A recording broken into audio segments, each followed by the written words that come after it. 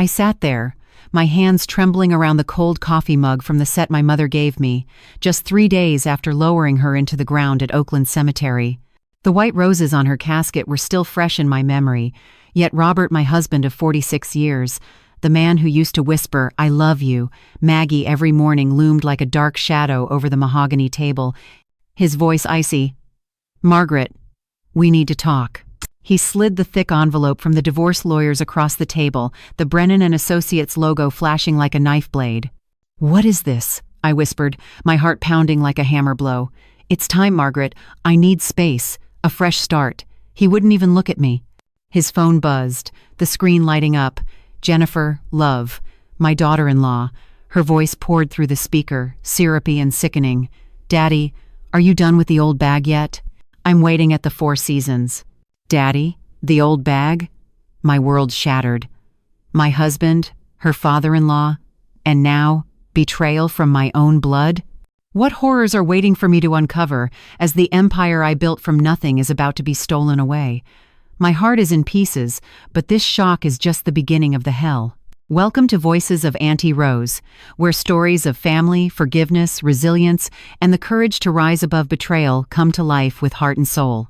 We're so glad you're here, joining a community that celebrates the unbreakable human spirit.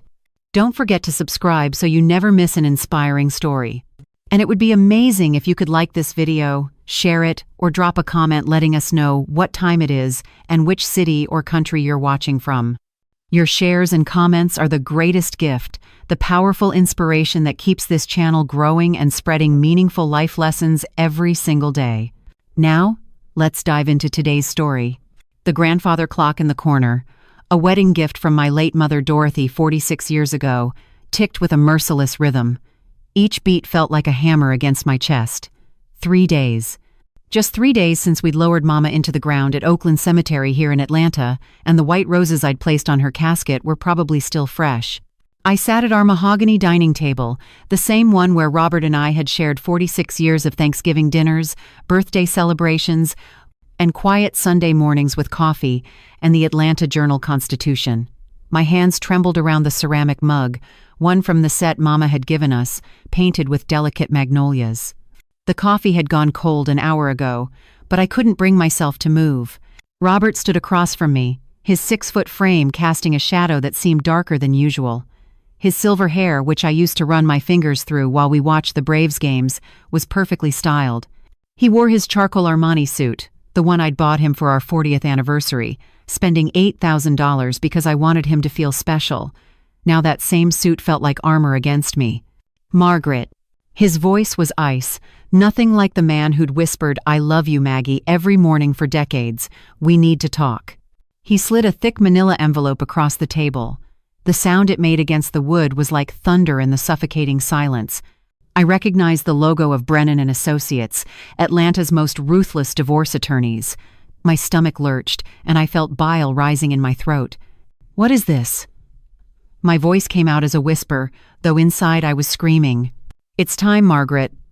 I need space. A fresh start." He couldn't even look me in the eye. His phone buzzed on the table, and I saw the name flash across the screen. "Jennifer, love." Jennifer. Our daughter-in-law. The girl Michael had married just 6 months ago in a $200,000 wedding I had paid for entirely, insisting it was my gift to them. The room spun. I gripped the edge of the table, my knuckles white, feeling like I might vomit right there on Mama's hand-embroidered tablecloth. My chest tightened, a crushing pain that made me wonder if this was what a heart attack felt like. "Robert," I started, but he cut me off with a raised hand. "Don't make this harder than it needs to be. Just sign the papers. I'm being generous. You can keep this old house." He said old house with such disdain, as if our home where we'd raised Michael, where Mama had spent her last Christmas, was worthless. This 5-bedroom colonial in Buckhead, worth $3 million, that my mother had helped us buy. Generous? I stood up, my legs shaking so violently I had to steady myself against the chair. "After 46 years, after I built Southern Comfort Kitchen from nothing while you sat in your office playing with numbers, after I just buried my mother 3 days ago?" My voice cracked on the last words. His phone buzzed again. This time he picked it up, and I heard Jennifer's syrupy voice through the speaker. "Daddy, are you almost done with the old bag? I'm waiting at the Four Seasons." "Daddy," she called my husband Daddy. The room tilted. I stumbled backward, my hip hitting the china cabinet where Mama's collection of Ladreau figurines stood. One fell, the dancer Mama had brought back from Spain, and shattered on the hardwood floor. $1,200 in broken porcelain, but all I could hear was Jennifer's voice, the old bag. You're leaving me for Jennifer?" The words tasted like poison. "Michael's wife? Your own son's wife?" Robert's face finally showed emotion, but it was contempt, not shame. "You're so naive, Margaret. Always were. Hiding in your little kitchen, playing with your recipes while real life passed you by. Jennifer understands ambition. She appreciates what I can offer." Mrs. Chen from next door knocked on the window, probably coming to drop off another casserole for the grieving daughter. Dear Mrs. Chen, who'd held my hand at Mama's funeral. I waved weakly, trying to smile, maintaining the facade while my world crumbled. "What about the business? The $20 million empire I built?" My voice was stronger now, anger mixing with the devastation. "Check Section 12 of the divorce papers," Robert said coldly, straightening his gold Rolex. "Another anniversary gift from me. Your signature on those franchise documents last month? You actually signed over your shares." Jennifer found a very creative notary. The floor disappeared beneath me. I collapsed into the chair, my body convulsing with silent sobs. $20 million, 20 years of 16-hour days, burns from industrial ovens, fighting suppliers, building relationships with every food critic in the Southeast. Gone. Through my tears, I saw the photo on the mantle, Robert, Michael, Jennifer, and me at their wedding. Jennifer's smile suddenly looked predatory. How long had they been planning this? 2 days after Robert dropped his divorce bomb, I found myself in our walk-in closet, mechanically sorting through his clothes. My hands moved on autopilot while my mind remained numb, still processing the betrayal. The familiar scent of his Tom Ford cologne, the $300 bottle I'd bought him last Christmas, made my stomach churn violently. I had to rush to the bathroom, barely making it before I vomited, my body rejecting even the memory of his presence. When I returned, steadying myself against the doorframe, I reached for his navy Brooks Brothers blazer, the one he'd worn to Mama's funeral just 5 days ago. As I lifted it from the hanger, something fell from the inside pocket. 2 tickets fluttered to the floor like wounded butterflies. Super Bowl tickets, Section 142, Row 3, $8,000 each. I knew because I handled our credit card statements. The date was 3 weeks away. Mercedes-Benz Stadium here in Atlanta. My hands shook as I read the names. Robert Thompson and Jennifer Thompson. Jennifer Thompson. Not Jennifer Patterson, her married name. She was already using his last name. The room spun again. I grabbed the closet doorframe, my knees buckling. The tickets were dated 2 months ago. Purchased while Mama was in Emory Hospital's ICU, fighting for her last breaths. While I spent sleepless nights holding her hand, Robert was planning his new life with our son's wife.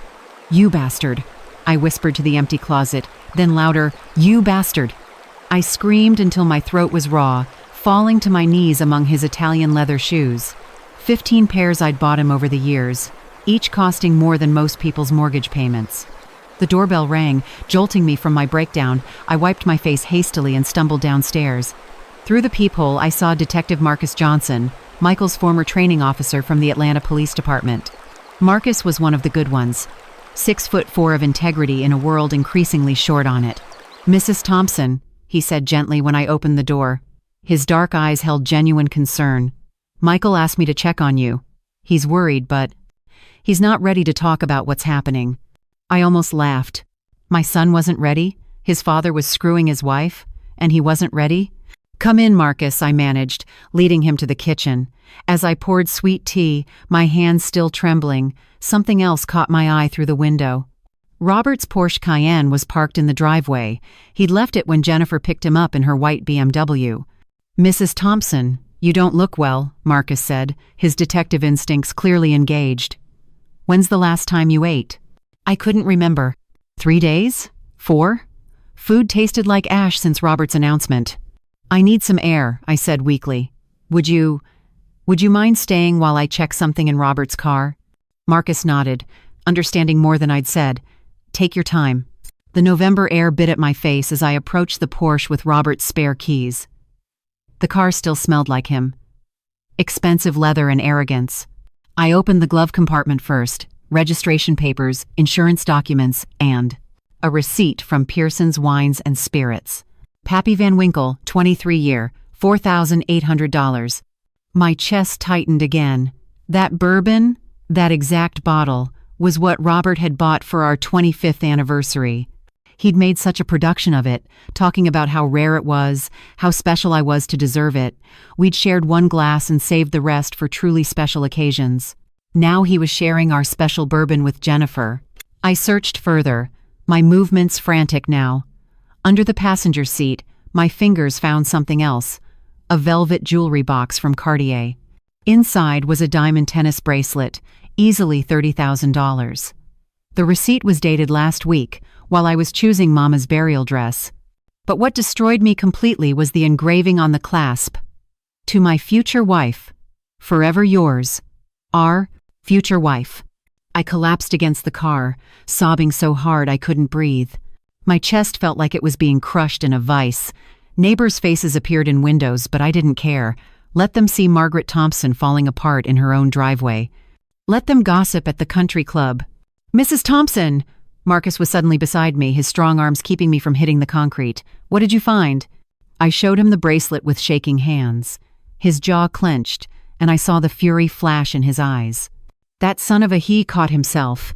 Pardon my language, ma'am. This is evidence. Financial infidelity during marriage proceedings. Evidence? I laughed bitterly. Marcus, he's already stolen my company. $20 million gone. What's a $30,000 bracelet compared to that? Marcus helped me back inside, settling me on the couch. That's when Linda Patterson burst through the front door. Jennifer's supposed mother-in-law, though apparently soon to be sister-wife or whatever sick relationship this was becoming. Margaret Thompson. Linda's voice was shrill, her bottle blonde hair perfectly coiffed as always. She was everything I wasn't. Fake nails, fake tan, fake concern. I just heard the most ridiculous rumor at the club.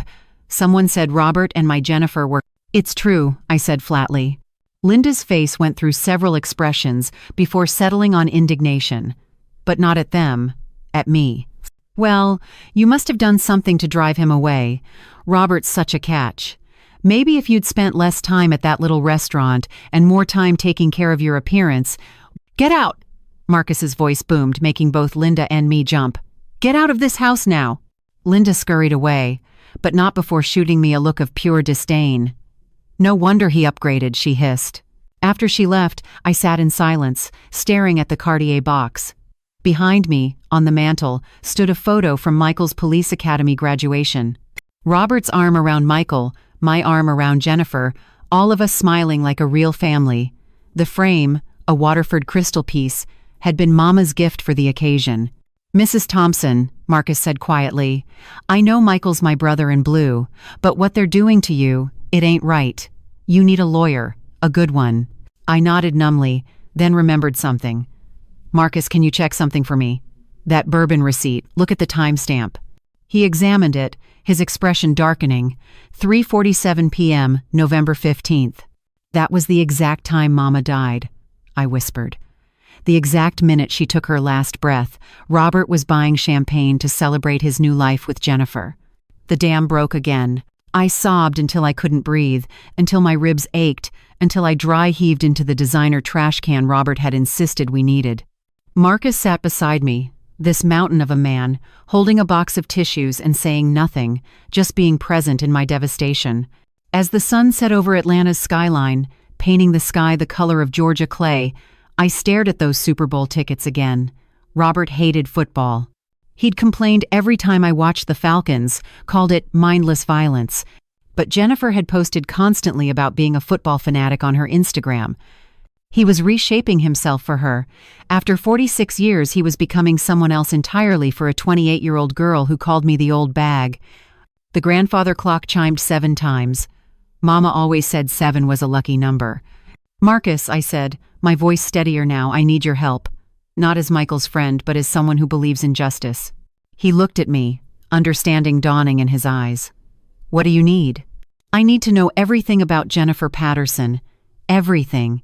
Because if they thought Margaret Thompson was just going to roll over and die, they had another think coming. Mama didn't raise a quitter, and I'd be damned if I'd let them dance on her grave while stealing my life's work. The bourbon and bracelet weren't just signs, they were declarations of war. And Southern women, we know how to fight our wars with a smile. Marcus Johnson sat across from me at the Buckhead Diner the next morning, his presence commanding even in the busy breakfast rush. The former FBI agent had traded his federal badge for private investigation 5 years ago, specializing in financial crimes that destroyed families. His card read Johnson Investigations, when truth matters most. I hadn't slept. My eyes were swollen from crying and I'd barely managed to cover the worst of it with concealer. The waitress, Dolores, who'd known me for 20 years, set down my usual black coffee and wheat toast, but I couldn't touch it. My stomach was a knot of anxiety and rage. "Mrs. Thompson," Marcus began, pulling out a leather portfolio. "I did some preliminary checking last night. What I found, you need to prepare yourself." My hands trembled as I reached for the coffee cup. "After what I've been through this week, Marcus, I don't think anything could shock me anymore." How wrong I was. He slid a photograph across the table. It was from the Fulton County Courthouse, dated 3 days before Mama's death. Robert and Jennifer entering the probate office. Probate? My voice cracked, but Mama wasn't even dead yet. She was still on life support. "That's what concerned me," Marcus said, his voice gentle but firm. "I have a contact there.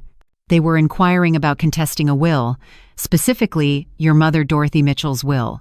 The coffee cup slipped from my hand, shattering on the floor. The entire diner turned to look, but I didn't care. Hot coffee soaked through my skirt, a $200 Ann Taylor piece I'd worn to feel put together, to feel human again. Now it was ruined, like everything else. "He knew," I whispered, my voice hollow. "He knew Mama was going to die." Dolores rushed over with towels, shooting worried glances at me. I'd catered her daughter's wedding last year, refused to charge her a dime. Now she pressed extra napkins into my shaking hands, her eyes full of sympathy. Marcus leaned forward. "Mrs. Thompson, what was in your mother's will?" I tried to focus through the fog of betrayal. The family estate in Savannah, worth $8 million. Her investment portfolio, another $12 million. And I paused, the realization hitting me like a freight train, and her 51% stake in Southern Comfort Kitchen. She was my original investor. That's $40 million total, including the business valuation, Marcus calculated quickly. Who's the beneficiary? Everything goes to me, then Michael after I'm gone. Robert isn't blood family, so... I stopped, understanding flooding through me. Oh my God. If Robert divorces me and marries Jennifer, and something happens to me, Jennifer becomes Michael's stepmother and could influence him, or worse, Marcus finished. "Mrs. Thompson, I need to ask you something difficult. Has Robert had access to your mother's medical care?" The room spun. I gripped the table edge, my knuckles white. He was the one who brought her medications every morning. Said he wanted to help, to take something off my plate while I ran the restaurants. He insisted on using the pharmacy where his golf buddy Carl works. Marcus's expression darkened. "I'll need that pharmacy's name. And Mrs. Thompson, this is crucial. Do you have any of those medication bottles?" "Maybe in Mama's room." "I haven't. I couldn't bear to clean it out yet." "Don't touch anything. I'll send my forensics guy today." He paused, studying my face. "There's more." Of course there was. There was always more with Robert. Marcus pulled out his tablet, showing me Jennifer's Instagram.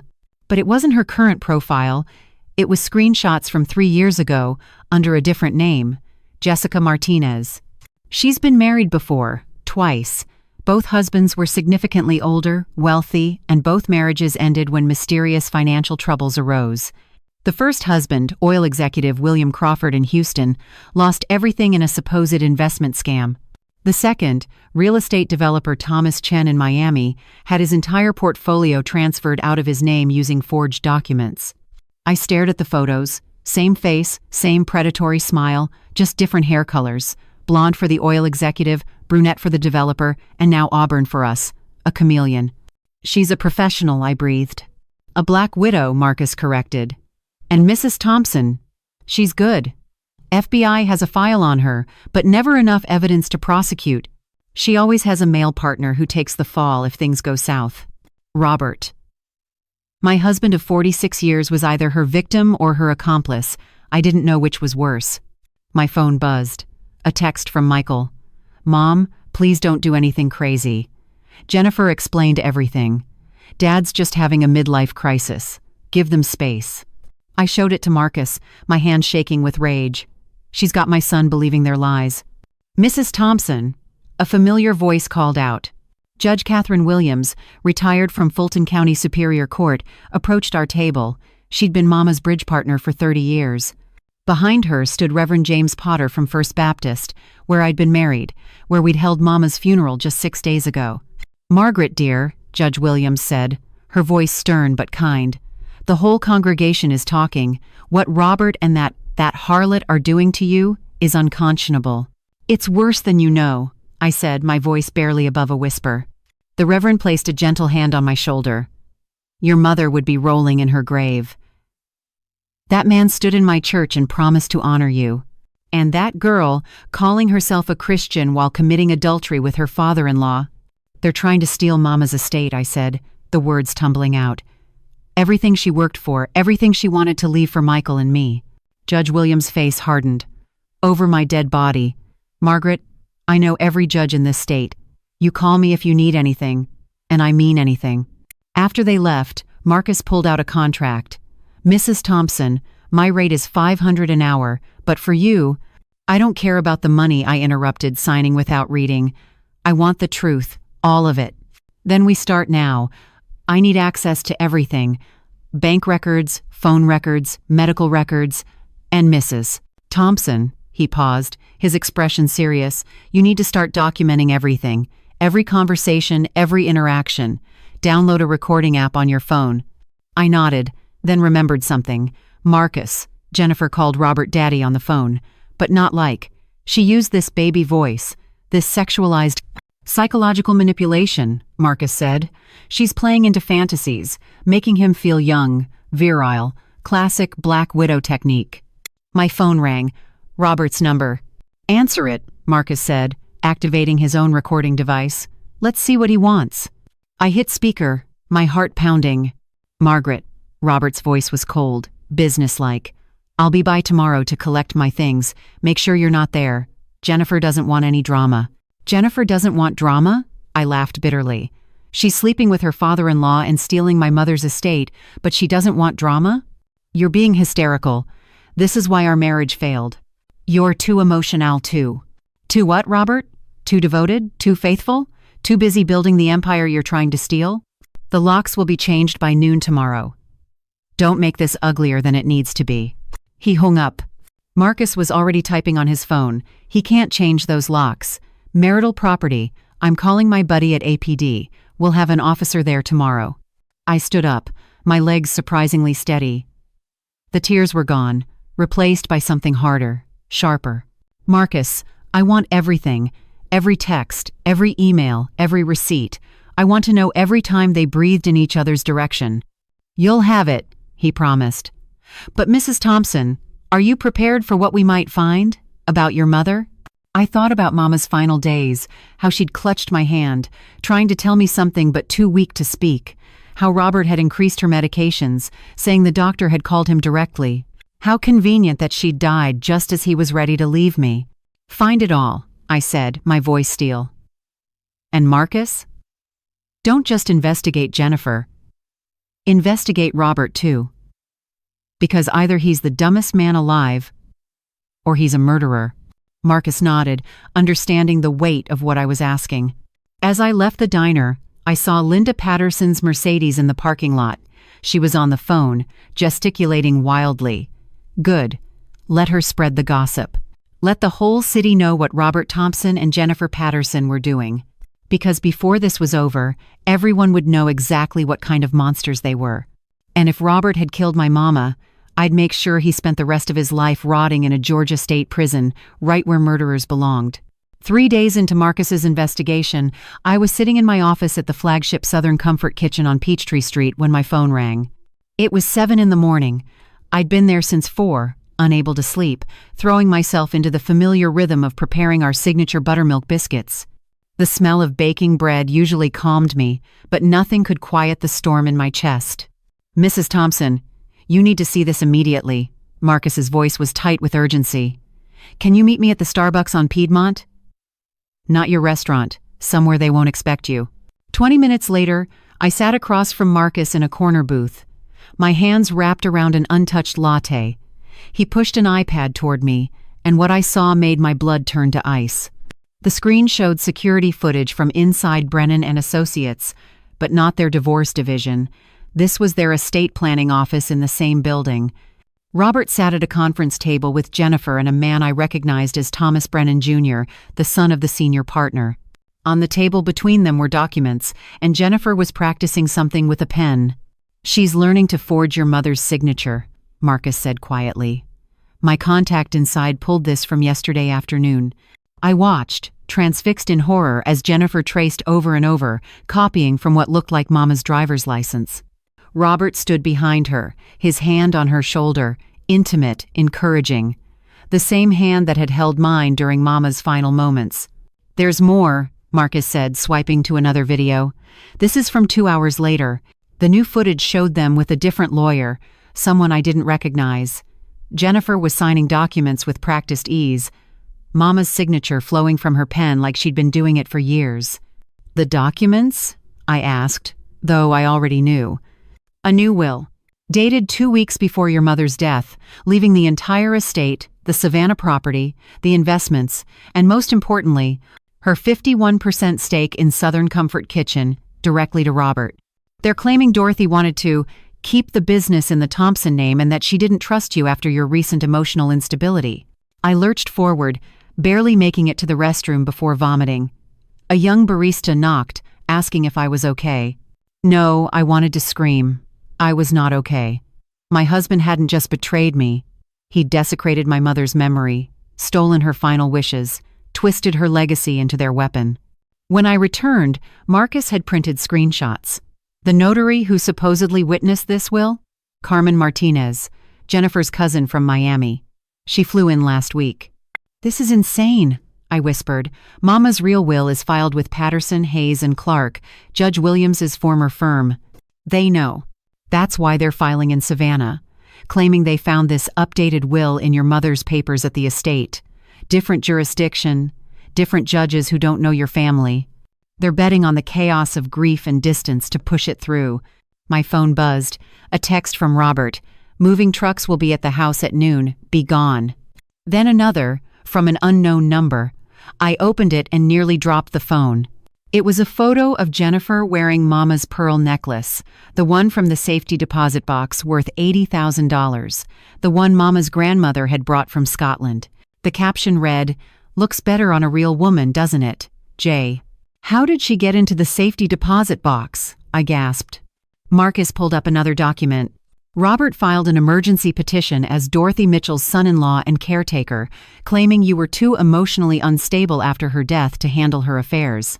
Judge Marion Klein, who just happens to be Thomas Brennan's golf buddy, granted him temporary access." The room spun. I gripped the table, my chest so tight I couldn't breathe. "They planned this. Every detail. For at least 6 months, based on what I'm finding," Marcus confirmed. "Mrs. Thompson, Jennifer started volunteering at your mother's nursing home 8 months ago. She was building a relationship, getting close to Dorothy, making herself seem like the caring daughter-in-law. I remembered now, Jennifer bringing Mama flowers, sitting with her during my busy restaurant hours, always so helpful. I thanked her," I said, my voice hollow. "I actually thanked her for being so kind to Mama." Dr. Patricia Chen, no relation to our neighbor Mrs. Chen, approached our table. She was one of Atlanta's top geriatric physicians and a regular at my restaurant. "Margaret? I heard about Robert. I'm so sorry."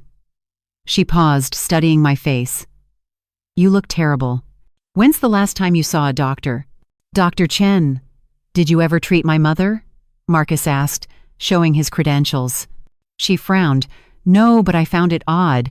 Dorothy was referred to me twice by Emery, but Robert always canceled, saying they had a family physician, doctor, Carl Morrison, not someone I'd ever heard of in geriatric care.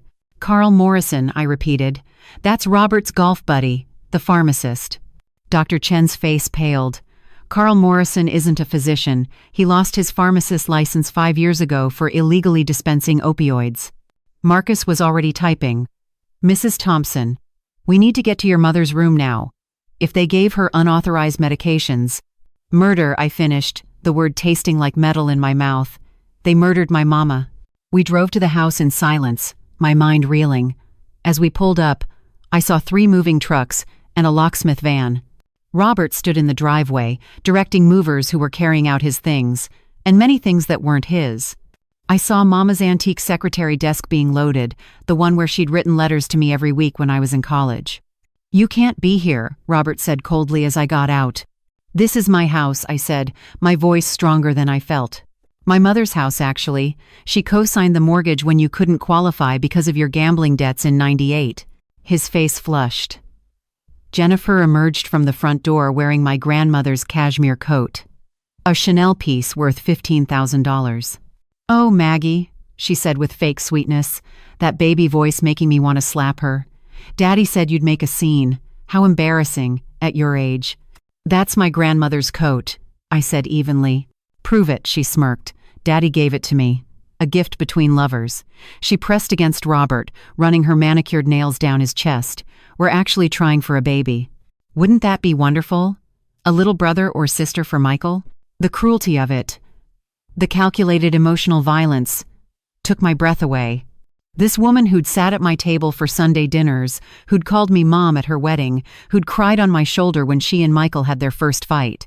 You're 28, I said. He's 68. You really want his baby? She laughed, a tinkling sound like breaking glass. Oh, Maggie, I won't be keeping it. But the child support will be magnificent. Georgia's very generous with young mothers. Robert actually smiled at this. Smiled. The man who'd cried when Michael was born, who'd coached Little League, who'd walked our son down the aisle, smiled at the plan to use a baby as a financial weapon.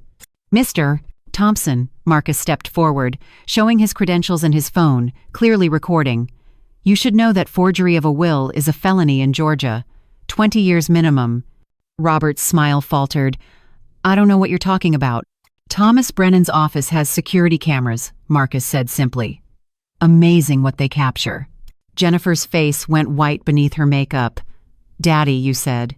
Shut up, Robert snapped at her, the first crack in their united front. Mrs. Chen appeared from next door, followed by Judge Williams, Reverend Potter, and surprisingly, Channel 2 News reporter Monica Pearson. They'd all come when I'd texted them.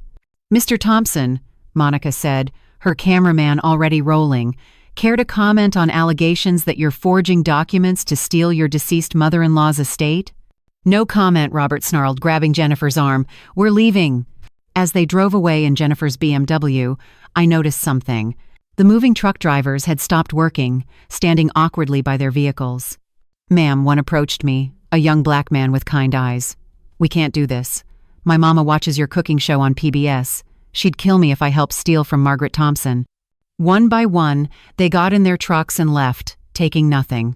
I stood in my driveway, surrounded by people who actually cared about me, watching my husband of 46 years flee with his mistress, my daughter-in-law, wearing my grandmother's coat and my mother's pearls.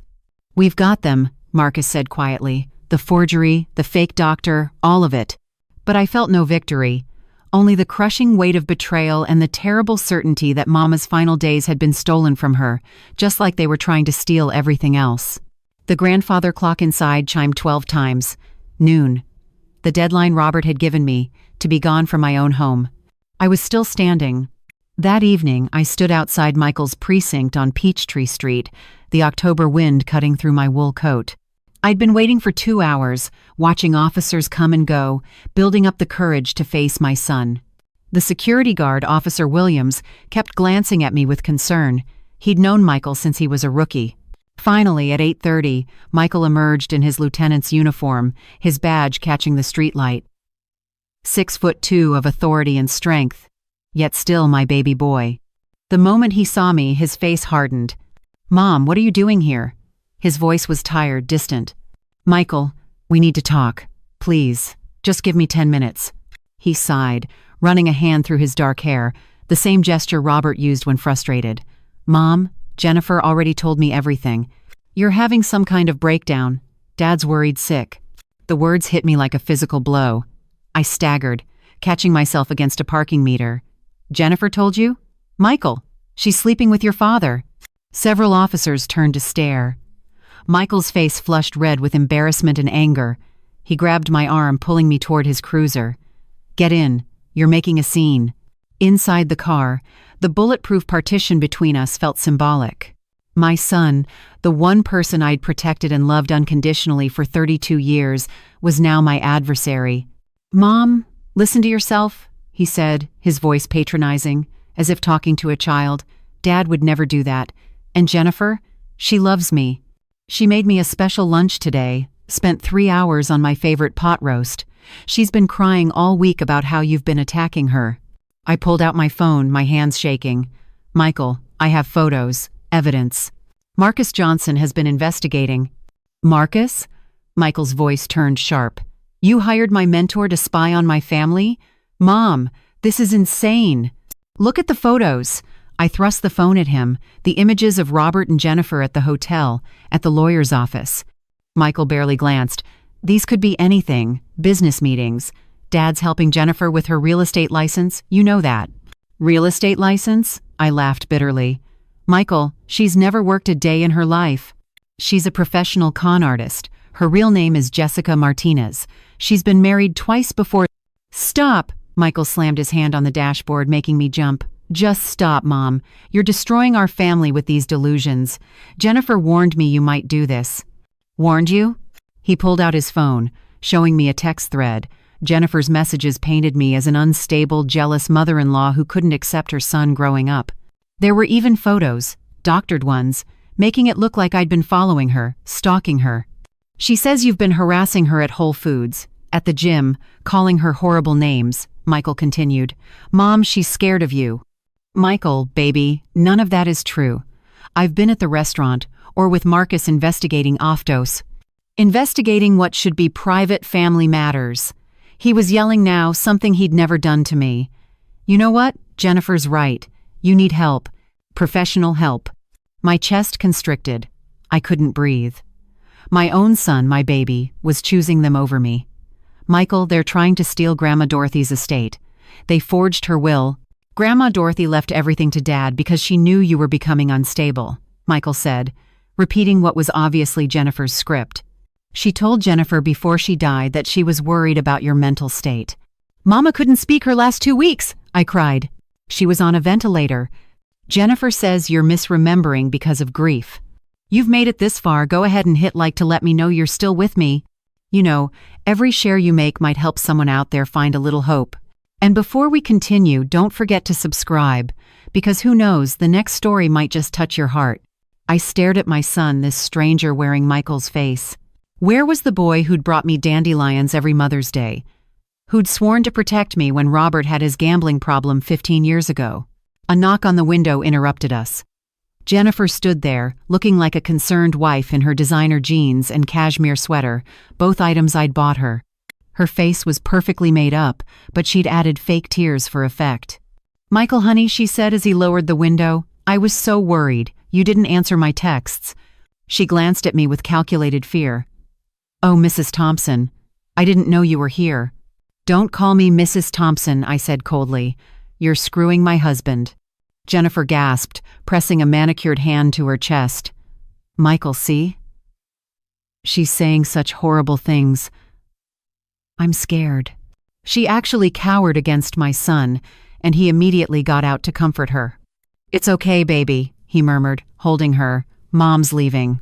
Michael Patterson, I said, using his full name like when he was in trouble as a child. I'm your mother. I carried you for 9 months, stayed up with you through pneumonia when you were 3, worked 16-hour days to pay for your college when Dad gambled away your fund.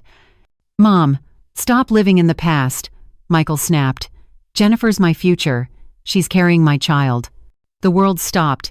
Everything went silent except for the roaring in my ears. What? I whispered. Jennifer placed a protective hand on her still flat stomach, smirking where Michael couldn't see. 8 weeks. We were going to tell you at Thanksgiving, but given your condition, 8 weeks. The same time frame she'd been sleeping with Robert. My God, whose baby was it? Congratulations, I managed, my voice hollow. I hope you know whose it is. Michael's face turned purple. Get out. Get out of my car, get out of our lives until you get help. I climbed out on shaking legs. As I stood on the sidewalk, Jennifer walked around the car, pretending to get something from the back seat. As she passed me, she whispered, "It's Robert's, but Michael will never know. He'll raise his little brother or sister as his own. Isn't that sweet?" The cruelty was breathtaking. I reached for the car to steady myself, my vision blurring. "Oh, and Maggie," Jennifer added quietly. "That pot roast recipe he loves so much, I got it from your mother's cookbook. The one Robert gave me from her kitchen. She had such nice things. Shame you won't inherit any of them." She walked back to Michael, transformed again into the concerned wife. "Honey, maybe we should call Dr. Morrison, your mom's friend. He could prescribe something to help with her delusions." Dr. Morrison, the fake doctor who'd killed my mother. "You murdered her?" I said loudly, clearly. "You and Robert murdered my mother." Several officers stopped. Michael's partner, Detective Ray Holmes, approached. "Everything okay here, Mike?" "My mom's having an episode," Michael said, his voice professional but cold. "She's making wild accusations." Ray looked at me with sympathy. He'd eaten at my restaurant every Friday for 5 years. "Mrs. Thompson, do you need a ride home?" "I have my car," I said with dignity. "And Ray, when the truth comes out, and it will, remember that I tried to warn everyone." As I walked to my Mercedes, I heard Jennifer's performance continue. "I'm scared, Michael. What if she tries to hurt the baby?" "I won't let her near you," my son promised. "Or our child." Our child. Even if it was Michael's, did he really think Jennifer would be faithful? Did he think he was special, immune to her manipulation? My phone buzzed. Marcus, found something huge. Dr. Morrison ordered enough morphine to kill an elephant, all prescribed to Dorothy Mitchell. Picking up the pharmacy records now. Then another text, from an unknown number. A photo of Jennifer and Robert at a jewelry store, looking at rings. Engagement rings. The timestamp was from this afternoon, while I'd been waiting to see Michael. They weren't even trying to hide anymore. Why should they? They'd turned my son against me, stolen my mother's estate, destroyed my marriage. But they'd forgotten something crucial about Southern women, especially those who'd built empires from nothing. We don't go down without a fight. And Margaret Thompson was just getting started. I sat in my car, engine running, heat blowing on my face. Through the precinct window, I could see Michael and Jennifer, him holding her protectively, while fellow officers congratulated them on the baby news. My grandchild, or my stepchild, growing inside my daughter-in-law, fathered by someone in my family. The perversion of it, the calculated destruction of everything sacred, was almost artistic in its cruelty. Mama's voice echoed in my memory. "Margaret, baby. When they go low, you go high. But when they go for the kill, you make sure they never get up again." I put the car in drive. Time to show them what 46 years of marriage to a monster had taught me about survival. 2 days after Michael's betrayal, I stood in the electronics section of Best Buy on Lenox Road, studying tiny cameras that looked like smoke detectors, USB chargers, and picture frames. The young salesman, Trevor, couldn't have been older than 25, with eager eyes behind thick glasses. "Ma'am, these are our top-rated nanny cams," he explained. 4K resolution, night vision, motion activated, and they upload directly to the cloud. "I need something for a home office," I said quietly, "something completely invisible." He studied my face, the dark circles, the trembling hands, and his expression softened. "Catching a cheater?" "Something like that," I whispered. "Then you want this one," he said, pulling down a box. "Looks exactly like an air freshener. Nobody ever suspects it. My mom caught my stepdad the same way." An hour later, I had 6 cameras hidden throughout the house. One in Robert's office disguised as a new Glade plug-in, another in a fake smoke detector, one inside a decorative clock Mama had given us. I'd waited until Robert was at his supposed business meeting, probably screwing Jennifer at the Four Seasons. The installation left me exhausted. I hadn't eaten properly in days, surviving on black coffee and rage. My hands shook as I synced the cameras to my laptop in the parking lot of a Waffle House 2 miles away.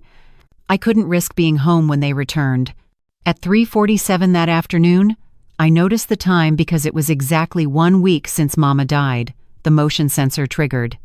My laptop chimed, and Robert's office came into view. He entered first, loosening his burgundy tie, the Hermes one I'd bought him for Christmas. Jennifer followed, wearing a tight red dress that left nothing to imagination. "Did you see the old bag's face when Michael chose me?" Jennifer laughed, throwing herself into Robert's leather chair, my father's chair, actually, that Robert had claimed after Daddy died. God, she looked like someone had ripped out her heart. "Focus, Jennifer," Robert said, but he was smiling. "We need to discuss the timeline." She rolled her eyes. "Daddy, you worry too much. Everything's going perfectly." He moved behind her, running his hands through her hair in a gesture that made my stomach turn. That's how he used to calm me during Michael's difficult teenage years.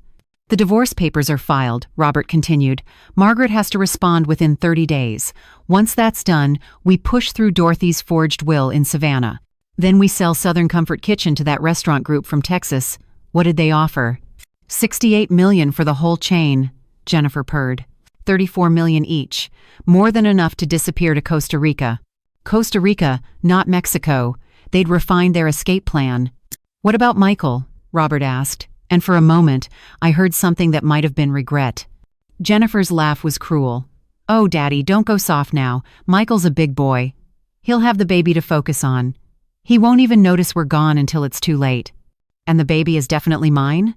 She turned in the chair, spreading her legs suggestively. "Would it matter? Either way, it ties Michael to me forever. If he ever gets suspicious, I'll threaten to take his child away. You know how desperately he wants to be a father." I had to pause the video to vomit into the Waffle House bag I'd kept in my car. My son's desperation for a family was being weaponized against him. When I returned to the screen, they were looking at documents spread across the desk. I zoomed in, screenshot after screenshot. Purchase agreements, bank transfers to offshore accounts in the Cayman Islands, even a bill of sale for a yacht named Jennifer's Dream. "The restaurant employees?" Robert was asking. "They'll be terminated immediately after the sale. The new owners want to restructure." Jennifer made air quotes, laughing. 300 people, unemployed right before Christmas. Isn't that delicious? 300 people. Some had worked for me for 20 years. Maria, who'd started as a dishwasher and was now a sous chef, putting her 3 kids through college. James, the veteran who managed our Midtown location, still dealing with PTSD. They were family. "We need to speed things up," Robert said, pulling out a prescription bottle. "Morrison says these pills are untraceable after 72 hours. If Margaret has an accident or suicide from grief..." My blood turned to ice. They were planning to kill me. Just like Mama. "Not yet," Jennifer said, standing and wrapping herself around him. "We need her alive until the divorce is final. Otherwise, Michael inherits everything as her sole beneficiary. But after..." She traced a finger across her throat. I couldn't watch anymore. I sat in that Waffle House parking lot, shaking so violently that a concerned waitress came out to check on me. Betty, according to her name tag, a woman about my age with kind eyes. "Honey, you okay?" she asked. "You look like you've seen a ghost." "My husband's planning to kill me," I said, the words tumbling out before I could stop them. She didn't even blink. "You got proof?" I showed her the video on my laptop. She watched, her face hardening with every word. "Lord have mercy," she breathed. "That's Robert Thompson from the TV commercials. Your husband's that financial advisor? And that young thing is?" "My daughter-in-law." Betty sat down heavily on the curb beside me. Sweet Jesus. She pulled out her phone. "My nephew's a detective with the GBI, Georgia Bureau of Investigation. You need real police, not local. This is conspiracy to commit murder." While she made the call, I continued watching the footage. They moved from the office to the master bedroom, my bedroom, where I'd nursed Michael through chickenpox, where Mama had stayed during her last good Christmas. I couldn't watch what they did in that bed, but the audio was enough. Jennifer's performance, calling Robert daddy in that sick baby voice, him groaning like an animal. But it was what came after that truly destroyed me. "I love you, Jennifer," Robert said. "I've never felt this alive. Margaret was always so proper, so boring. 46 years of missionary position and pot roasts." "Tell me about the first time you wanted me," Jennifer cooed. "Michael's wedding day. You looked so perfect in that dress, so young and fresh. Margaret looked like an old cow beside you. I knew then I had to have you." Michael's wedding day, when I'd cried happy tears thinking our family was growing, when I'd welcomed Jennifer with open arms, given her my own mother's wedding pearls to wear. "And I wanted your money, Daddy," Jennifer laughed. Match made in heaven. The GBI detective, Agent Sarah Coleman, arrived within an hour. She was everything you'd want in law enforcement, professional, thorough, and genuinely appalled by what she saw. "Mrs. Thompson, this is evidence of conspiracy to commit murder, fraud, elder abuse, and about 10 other felonies," she said, copying all the files. "We're going to arrest them, but we need to be strategic. Can you keep recording?" "They want to kill me," I said numbly, "which is why we're putting you in protective custody starting tonight. But first, we need a few more days of evidence. Can you be strong for me? For your mother?" I thought about Mama, probably murdered in her bed. About my employees who'd lose everything. About Michael, raising a child that might not even be his. "I'll do whatever it takes," I said. Agent Coleman squeezed my hand. "Your mother would be proud. Now, let's go catch these monsters." As we drove away, my phone buzzed. A text from Jennifer. "Family dinner tomorrow night. I'm making my special lasagna. Don't disappoint Michael by not showing up. Your loving daughter-in-law." Her special lasagna. The recipe she'd stolen from my cookbook, just like everything else she'd taken from me. But tomorrow night, while she performed her loving wife act, she wouldn't know that the FBI would be watching every move, recording every word. The hunter was about to become the hunted. The next morning, I sat in a safe house the GBI had arranged, a modest apartment in Decatur, far from the Buckhead mansion that no longer felt like home. Agent Coleman sat across from me while Marcus Johnson connected his laptop to a large monitor. What they were about to show me would shatter any remaining illusions about the woman my son had married. "Mrs. Thompson," Marcus began, his voice gentle but firm, "Jennifer Patterson doesn't exist. She's a fabrication, a character created 3 years ago. The screen filled with documents, birth certificates, marriage licenses, death certificates." My hands trembled as I reached for my coffee, the cheap Folgers from the safe house kitchen tasting like ash compared to my usual Blue Mountain blend. "Her real name is Jessica Elena Martinez," Agent Coleman explained. "Born in Tucson, Arizona 31 years ago, not 28 like she claims. Her mother, Elena Martinez, is currently serving 15 years in federal prison for wire fraud. Her father, Carlos Martinez, died in a Mexican prison, murder for hire." I stared at the mugshots. Jennifer's, Jessica's.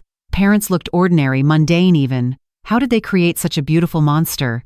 "This is her first husband," Marcus clicked to the next slide. "William Crawford, oil executive from Houston, age 72 when they married. She was 23. The wedding photo showed Jennifer, blonde then, in a designer gown worth more than most people's cars, smiling beside a man who looked like he could be her grandfather.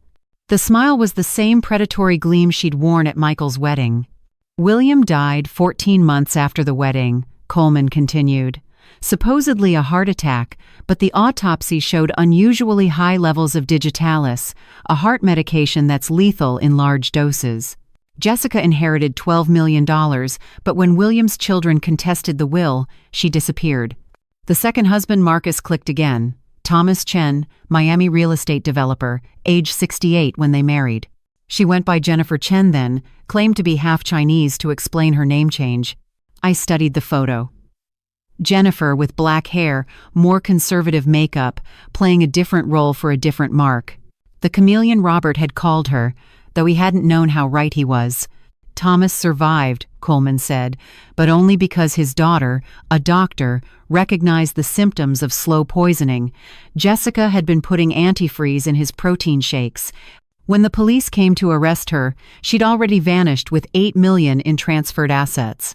Antifreeze. The sweet taste would be masked by the protein powder, So simple, so evil. How did she become Jennifer Patterson? I asked, my voice hollow. Marcus pulled up social media profiles. She studied Michael for months before accidentally meeting him at that law enforcement conference in Savannah. She knew he'd be there, knew he was single, knew about your family's wealth. She'd created an entire backstory. Dead parents, teaching degree from Ohio State, volunteer work with underprivileged children. The teaching degree? Forged. The volunteer work? She used photos from a real teacher's Instagram, photoshopping her face in. The real Jennifer Patterson died in a car accident in Columbus 5 years ago. Jessica bought her identity on the dark web.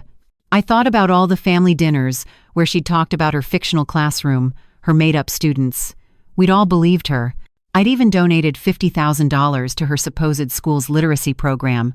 Of course, that money had probably gone straight into her offshore accounts. But how did Robert get involved? I asked, though I suspected I already knew.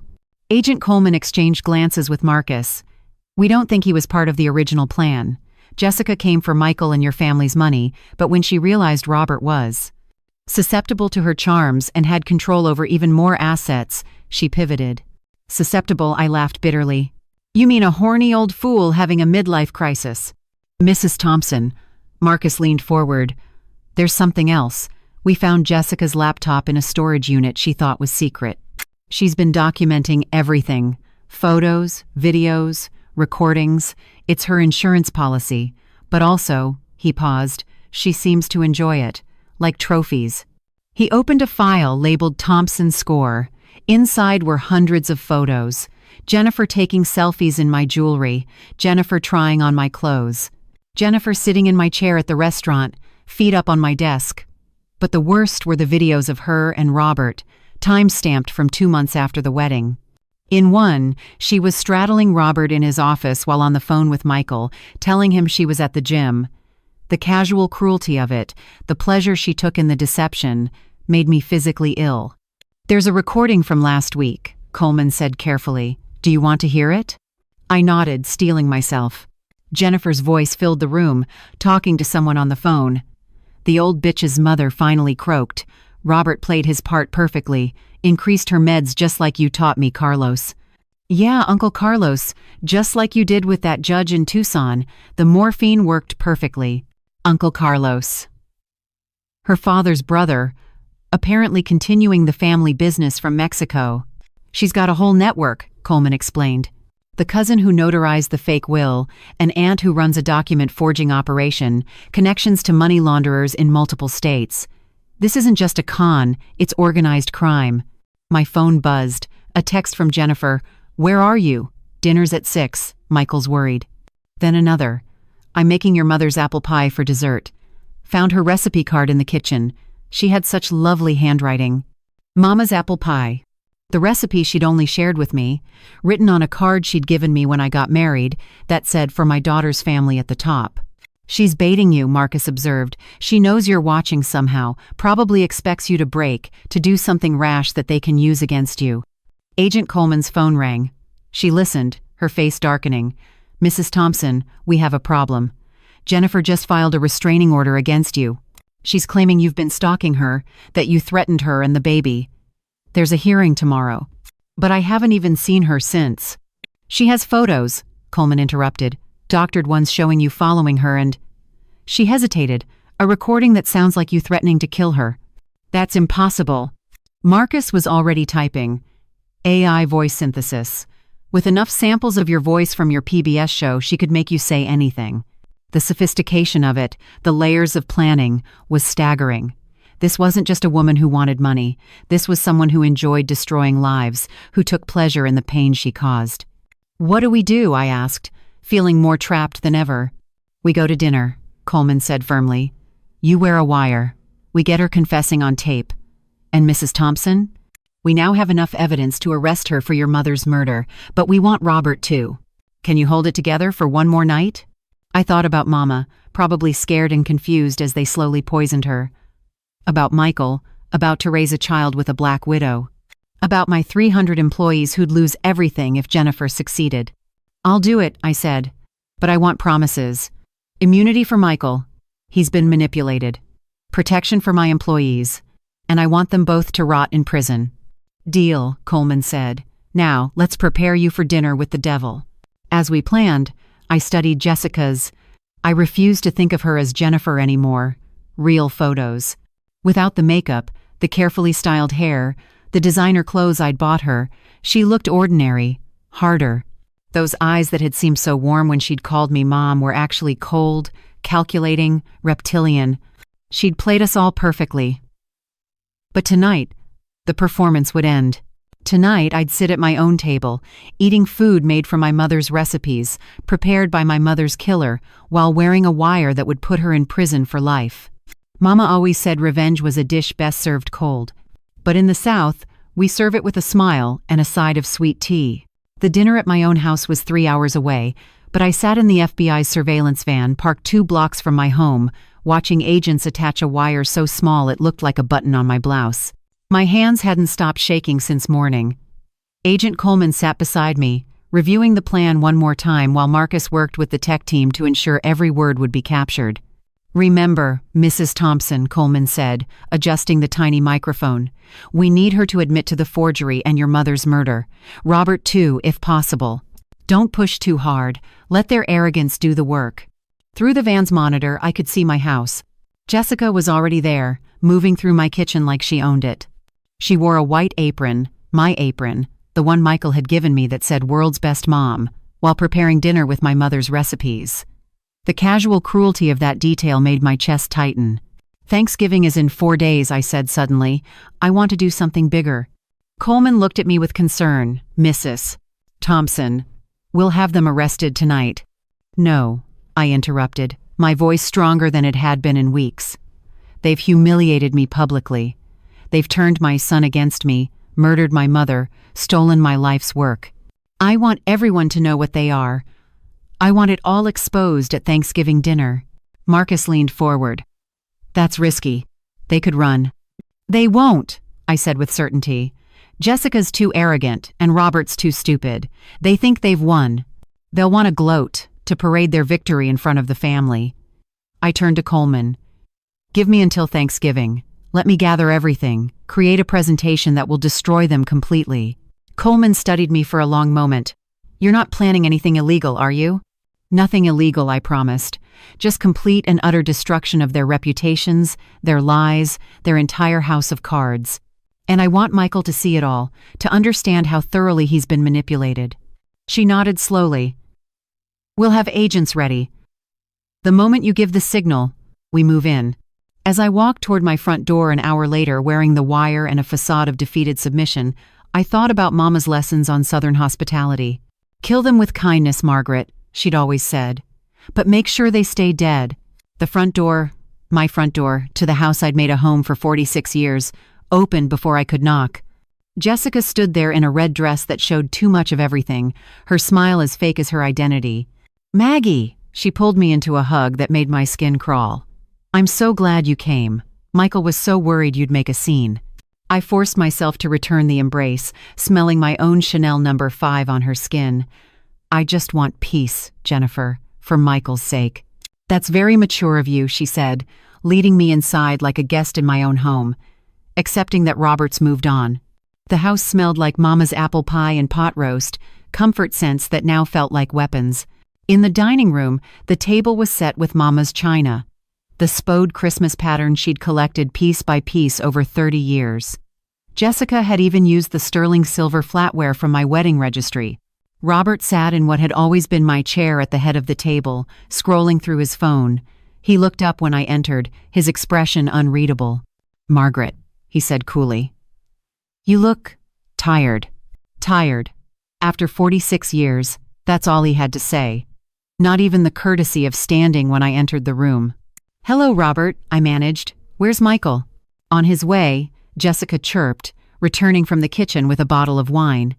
"Oh, this is from your mother's collection. A 1992 Chateau Margaux. She was saving it for something special, and I thought, what's more special than family coming together? That wine was worth $3,000. Mama had bought it the year Michael was born, planning to open it at his wedding. We had opened a different bottle instead, saving this one for the birth of her first great-grandchild, A moment she'd never see because they'd killed her. How thoughtful, I said, my voice steady despite the rage burning in my chest. Michael arrived 20 minutes later, still in his lieutenant's uniform. He kissed Jessica first, long and deep, his hand on her still flat stomach. Then he barely glanced at me. "Mom," he said curtly, "thanks for coming. Jennifer worked really hard on dinner." "It smells wonderful," I lied, though the food did smell exactly like Mama's cooking, because it was her recipes, her techniques, stolen like everything else. We sat for dinner, and I watched Jessica perform. She served Robert first, then Michael, then me. Last, always last, a subtle power play. She'd made all of Mama's greatest hits, her famous cornbread, green beans with bacon, mac and cheese that had won 3 church cook-off championships. "Jennifer, this is delicious," Robert said, reaching over to squeeze her hand. "You're such an amazing cook." "Oh, it's nothing," she preened. "I just followed Dorothy's recipes. She left such detailed notes, almost like she was teaching me from beyond." The casual mention of my murdered mother, from the lips of her killer, while eating her food, nearly broke me. I gripped my fork so tightly my knuckles went white. "Mom, are you okay?" Michael asked, but his tone suggested annoyance rather than concern. "I'm fine," I said, just remembering how Mama used to make this same meal. "Well, now someone worthy is carrying on the tradition," Robert said, looking at Jessica with adoration. Worthy. As if I, who'd cooked alongside Mama since I was 5, who'd built a $20 million restaurant empire based on her recipes, was unworthy. "Tell me, Jennifer," I said carefully, knowing the wire was capturing everything. "How did you learn to cook like this? You told us your parents died when you were young." A flicker of something passed across her face. "Oh, I taught myself. YouTube, mostly." "YouTube," I repeated. "And the recipes? All YouTube?" "Well, Dorothy's recipe box helped," she said, gesturing toward the kitchen where I could see Mama's wooden recipe box, the one Daddy had made for her 50th birthday. "Robert gave it to me. Said I was the daughter Dorothy always wanted." The words were calculated to wound, and they did. But they also revealed her cruelty to the wire, to the FBI agents listening. "Speaking of family traditions," Jessica continued, "we should discuss Thanksgiving. Since Robert and I are together now, and I'm carrying the next Thompson generation," she rubbed her belly theatrically, "we thought we'd host here." "Here?" I said. "In my house?" "Robert's house," she corrected with a smile. The divorce papers were very clear about that. "You abandoned the marital home, remember?" I hadn't abandoned anything. Robert had locked me out. But I bit my tongue. "We've invited everyone," Robert added. "My partners from the firm, Jennifer's friends from the country club." "Jennifer doesn't have friends at the country club," I said before I could stop myself. "She's not a member." "I am now," Jessica said smoothly. "They approved my application yesterday. Apparently being the future Mrs. Robert Thompson carries weight, unlike being the former Mrs. Thompson." Michael reached for Jessica's hand. "Mom, you need to accept that things have changed. Dad and Jennifer are happy. I'm happy. Why can't you just be happy for us?" "Happy." My son wanted me to be happy that his wife was sleeping with his father, carrying a baby that might be his sibling, while they lived in my house and ate food made from my murdered mother's recipes. "You're right, Michael," I said, standing. "Things have changed, and at Thanksgiving everyone will see exactly how much." "What's that supposed to mean?" Robert demanded. "Just that I'm bringing a dish to share," I said, heading for the door. "Something special. A family recipe you haven't stolen yet." Margaret, Jessica called after me, her voice sugary sweet. "Don't do anything you'll regret. Remember, I'm documenting everything for the restraining order. One wrong move, and you'll never see your grandchild." I turned back, meeting her cold eyes. Or my stepchild, depending on the paternity test? The room went silent. Michael's face flushed red, but before he could speak I walked out, leaving them in their stolen kingdom. If you find this part truly thought-provoking, go ahead and hit like to show your support.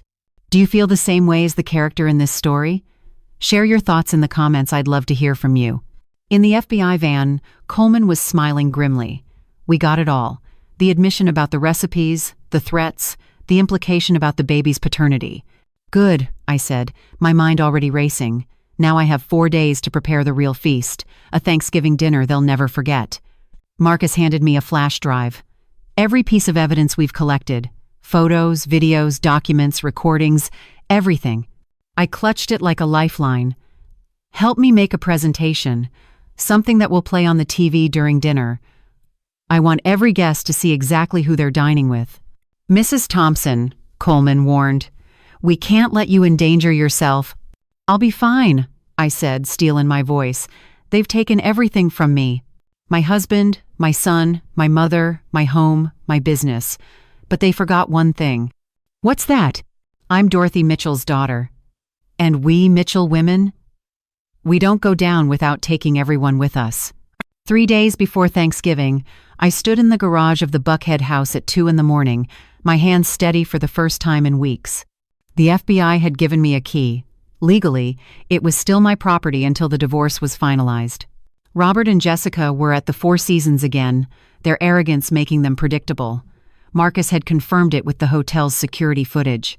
In my hands, I held a bottle of premium massage oil, the same brand Robert had bought for our 30th anniversary when he'd attempted to be romantic. Next to it sat a tube of Gorilla Glue Clear, the industrial-strength adhesive I'd bought from 3 different Home Depots across Atlanta, paying cash, wearing sunglasses and a wig I'd borrowed from my hairdresser. Forgive me, Mama, I whispered to the empty garage. But some sins require Old Testament justice. I'd studied their pattern for days. Every Tuesday and Thursday, they met at our cabin in Blue Ridge Mountains, the one Robert's father had built, where Michael had taken his first steps, where we'd spent 30 Christmases. Jessica had posted Instagram stories from there, #Mountain Paradise and New Beginnings, apparently forgetting her account wasn't as private as she thought. The massage oil was kept in the master bedroom nightstand. Robert had rheumatoid arthritis in his lower back, something I'd massaged for him thousands of nights during our marriage. Now Jessica performed that widely duty, according to the surveillance footage Marcus had obtained from the cabin's hidden camera I'd installed last year to monitor break-ins. With surgical precision, I opened the massage oil bottle and poured its contents into an empty container. Then I filled the original bottle with the Gorilla Glue, adding just a touch of the original oil to maintain the scent. I shook it carefully, testing a drop on a piece of cardboard. It looked identical, felt the same initially, but would bond permanently within minutes of application. My phone buzzed. A text from Linda Patterson, Jessica's supposed mother-in-law, saw Robert and that whore at Neiman Marcus buying lingerie, red lace, disgusting, Team Margaret all the way. Even Linda, shallow as she was, had turned against them. The court of public opinion was shifting, but I needed more than gossip. I needed complete destruction. I drove to the cabin next, taking back roads to avoid traffic cameras. The November air in the mountains was sharp, biting through my coat. The cabin looked exactly as I'd left it. Rustic wood exterior, wraparound porch, the swing where I'd nursed Michael through countless summer evenings. Inside, everything had changed. Jessica's tacky touches were everywhere. Zebra print throws on my grandmother's handmade quilts, modern art covering the vintage mountain photographs, a stripper pole installed in the living room. A stripper pole. In the cabin where we'd taught Michael to walk. I replaced the massage oil in their bedroom, noting the silk scarves tied to the bedposts, the mirror they'd installed on the ceiling. This sacred space, where Robert's parents had conceived him, where we'd conceived Michael, had become their sex dungeon. On the nightstand, I found something that stopped me cold. Robert's journal. He'd always kept one, claimed it helped him think. I opened it, my hands trembling. November 18th. Jennifer says Margaret's getting suspicious. Need to accelerate timeline. Morrison has the pills ready. Make it look like suicide. She's been depressed since Dorothy's death. No one would question it. November 19th. Jennifer pregnant, definitely mine. Had vasectomy reversal 6 months ago without telling anyone. Want to give her everything. Margaret's insurance policy worth $5 million. Jennifer deserves it all. November 20th. Michael still believes Jennifer faithful. Fool, but useful fool. After Margaret gone, we'll need him to sign over his inheritance rights. Jennifer says she can convince him. Each entry was evidence, but also a knife to my heart. The vasectomy reversal explained everything. He'd had the original procedure after Michael was born, claiming we were complete. Now he wanted a do-over family with a woman young enough to be his daughter. I photographed every page, sent them to Agent Coleman, then placed the journal exactly where I'd found it. Let him document his own downfall. In the kitchen, I found more evidence of their domesticity. A prescription bottle in Jessica's name, prenatal vitamins, a grocery list in Robert's handwriting, Jen's favorite champagne, strawberries, Plan B, just in case. Plan B. Were they really that careless? My phone rang. Michael. Mom, his voice was strained. Where are you? It's 3 a.m. I couldn't sleep, I said truthfully. Where are you? On patrol. Mom, I need to ask you something. He paused, and I heard his patrol car's engine idling. Is it possible? Could Jennifer and Dad? Hope flared in my chest. What makes you ask? I found something. A credit card statement. Dad bought lingerie from Victoria's Secret. The same day Jennifer wore new lingerie I'd never seen before. She said her sister sent it from Ohio, but Jennifer doesn't have a sister, I finished. Silence. Then, how do you know that? Michael, baby, there's so much you don't know. Jennifer Patterson doesn't exist. Her real name is Jessica Martinez. She's a professional con artist. Mom, stop. I have proof. FBI files. Agent Coleman has been investigating. Your wife has been married twice before, both times to older wealthy men. One died, one nearly died. She's after our money, and she's using your father to get it. I heard his breathing quicken. You're lying. You have to be lying. Meet me tomorrow. Waffle House on Ponce de Leon, 7 a.m. I'll show you everything. He hung up without agreeing, but I knew my son. The seed of doubt was planted. I left the cabin as the sun began to rise, painting the mountains golden. The massage oil would be waiting for their Thursday rendezvous. According to their pattern, they'd arrive around noon, have lunch, then retire to the bedroom. By 12:30, they'd discover that some bonds can't be broken. Back in Atlanta, I stopped by Southern Comfort Kitchen's flagship location. It was 5 a.m., but my morning shift was already prepping. Maria, my sous chef, looked up in surprise. Mrs. Margaret, we didn't expect you. I needed to see it, I said, looking around the kitchen I'd built. All of it. She understood. Word had spread about the divorce, about Robert and Jennifer.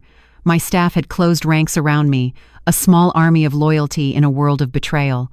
Mrs. Margaret, James, my veteran manager, approached carefully, the staff. We pooled together. Got you something.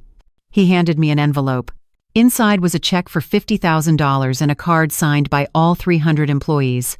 For our real boss, fight them, win. I broke down crying, the first healing tears I'd shed. These people, many making minimum wage, had given me more genuine love than my husband had in years. We're not letting them sell, Maria said fiercely. This is Dorothy's legacy. Your legacy. That Puda doesn't get to destroy it. Thank you, I whispered. After Thanksgiving, everything changes. I promise. As I left, I turned back to look at my restaurant, my mother's dream made real. The sign read Southern Comfort Kitchen in Mama's own handwriting, recreated from her recipe cards. Almost there, Mama, I said to the morning sky. Justice is coming. My phone buzzed. A text from an unknown number. Check the news. A friend. I turned on WSB TV in my car. The morning anchor was speaking. Breaking news. Federal investigators are looking into suspicious deaths at 3 nursing homes connected to a Dr. Carl Morrison, who allegedly has been practicing without a license. One of the victims includes Dorothy Mitchell, mother of renowned restaurateur Margaret Thompson. The dominoes were falling. Morrison had been arrested. Another text, this one from Marcus. They're at the cabin. Surveillance is live. Want to watch?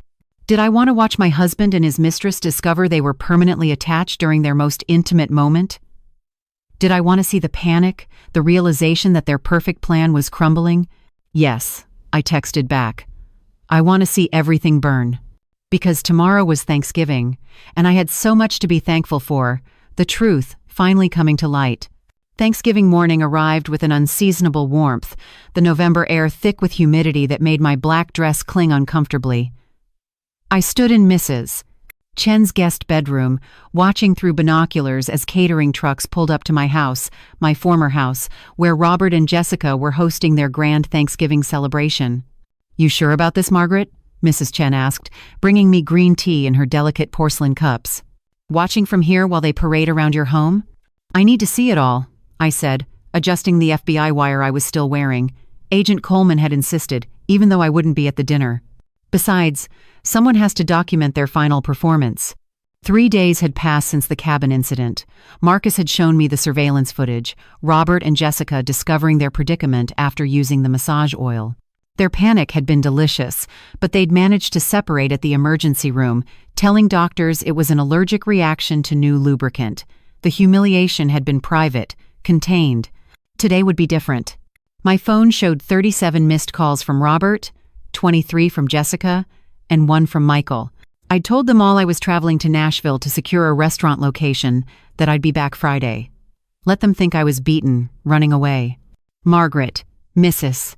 Chen gasped, looking out the window. Is that Judge Williams? Indeed it was, walking up my driveway in her finest Street John suit, holding what appeared to be a casserole dish. Behind her, Reverend Potter and his wife, then the Hendersons from the country club, the Baileys from Robert's firm. Jessica had invited everyone who mattered in Atlanta society, planning to debut as the new Mrs. Thompson-to-be. I smiled grimly. They have no idea about the cabin incident. Jessica's ego won't let her cancel. Through the binoculars, I watched Jessica greet guests at my door, wearing a white designer dress that made her look like a virgin bride. The irony was suffocating. She'd styled her hair like mine used to be, was even wearing my pearls. Not Mama's pearls. Mine, from my jewelry box, the ones Robert had given me for our 10th anniversary. She's trying to replace you, Mrs. Chen observed. Literally become you. My phone buzzed. Michael. Mom, where are you? Dad says you're in Nashville, but your car is parked at the Marriott downtown. Are you okay? My son, the detective. Finally detecting. I didn't respond. At noon, I watched the dining room fill with guests. Through Mrs. Chen's high-powered telescope, her late husband had been an astronomy professor. I could see directly into my dining room. The table was set for 20, using Mama's china, her silver, her crystal glasses that sang when you tapped them. Robert stood at the head of the table. My place. Raising a champagne glass. His voice carried through the wire I'd planted in the centerpiece yesterday when they were out. Friends, family, he began, his voice smooth with false sincerity. Jessica and I want to thank you for joining us for this new beginning. Change is never easy, but sometimes it's necessary for growth.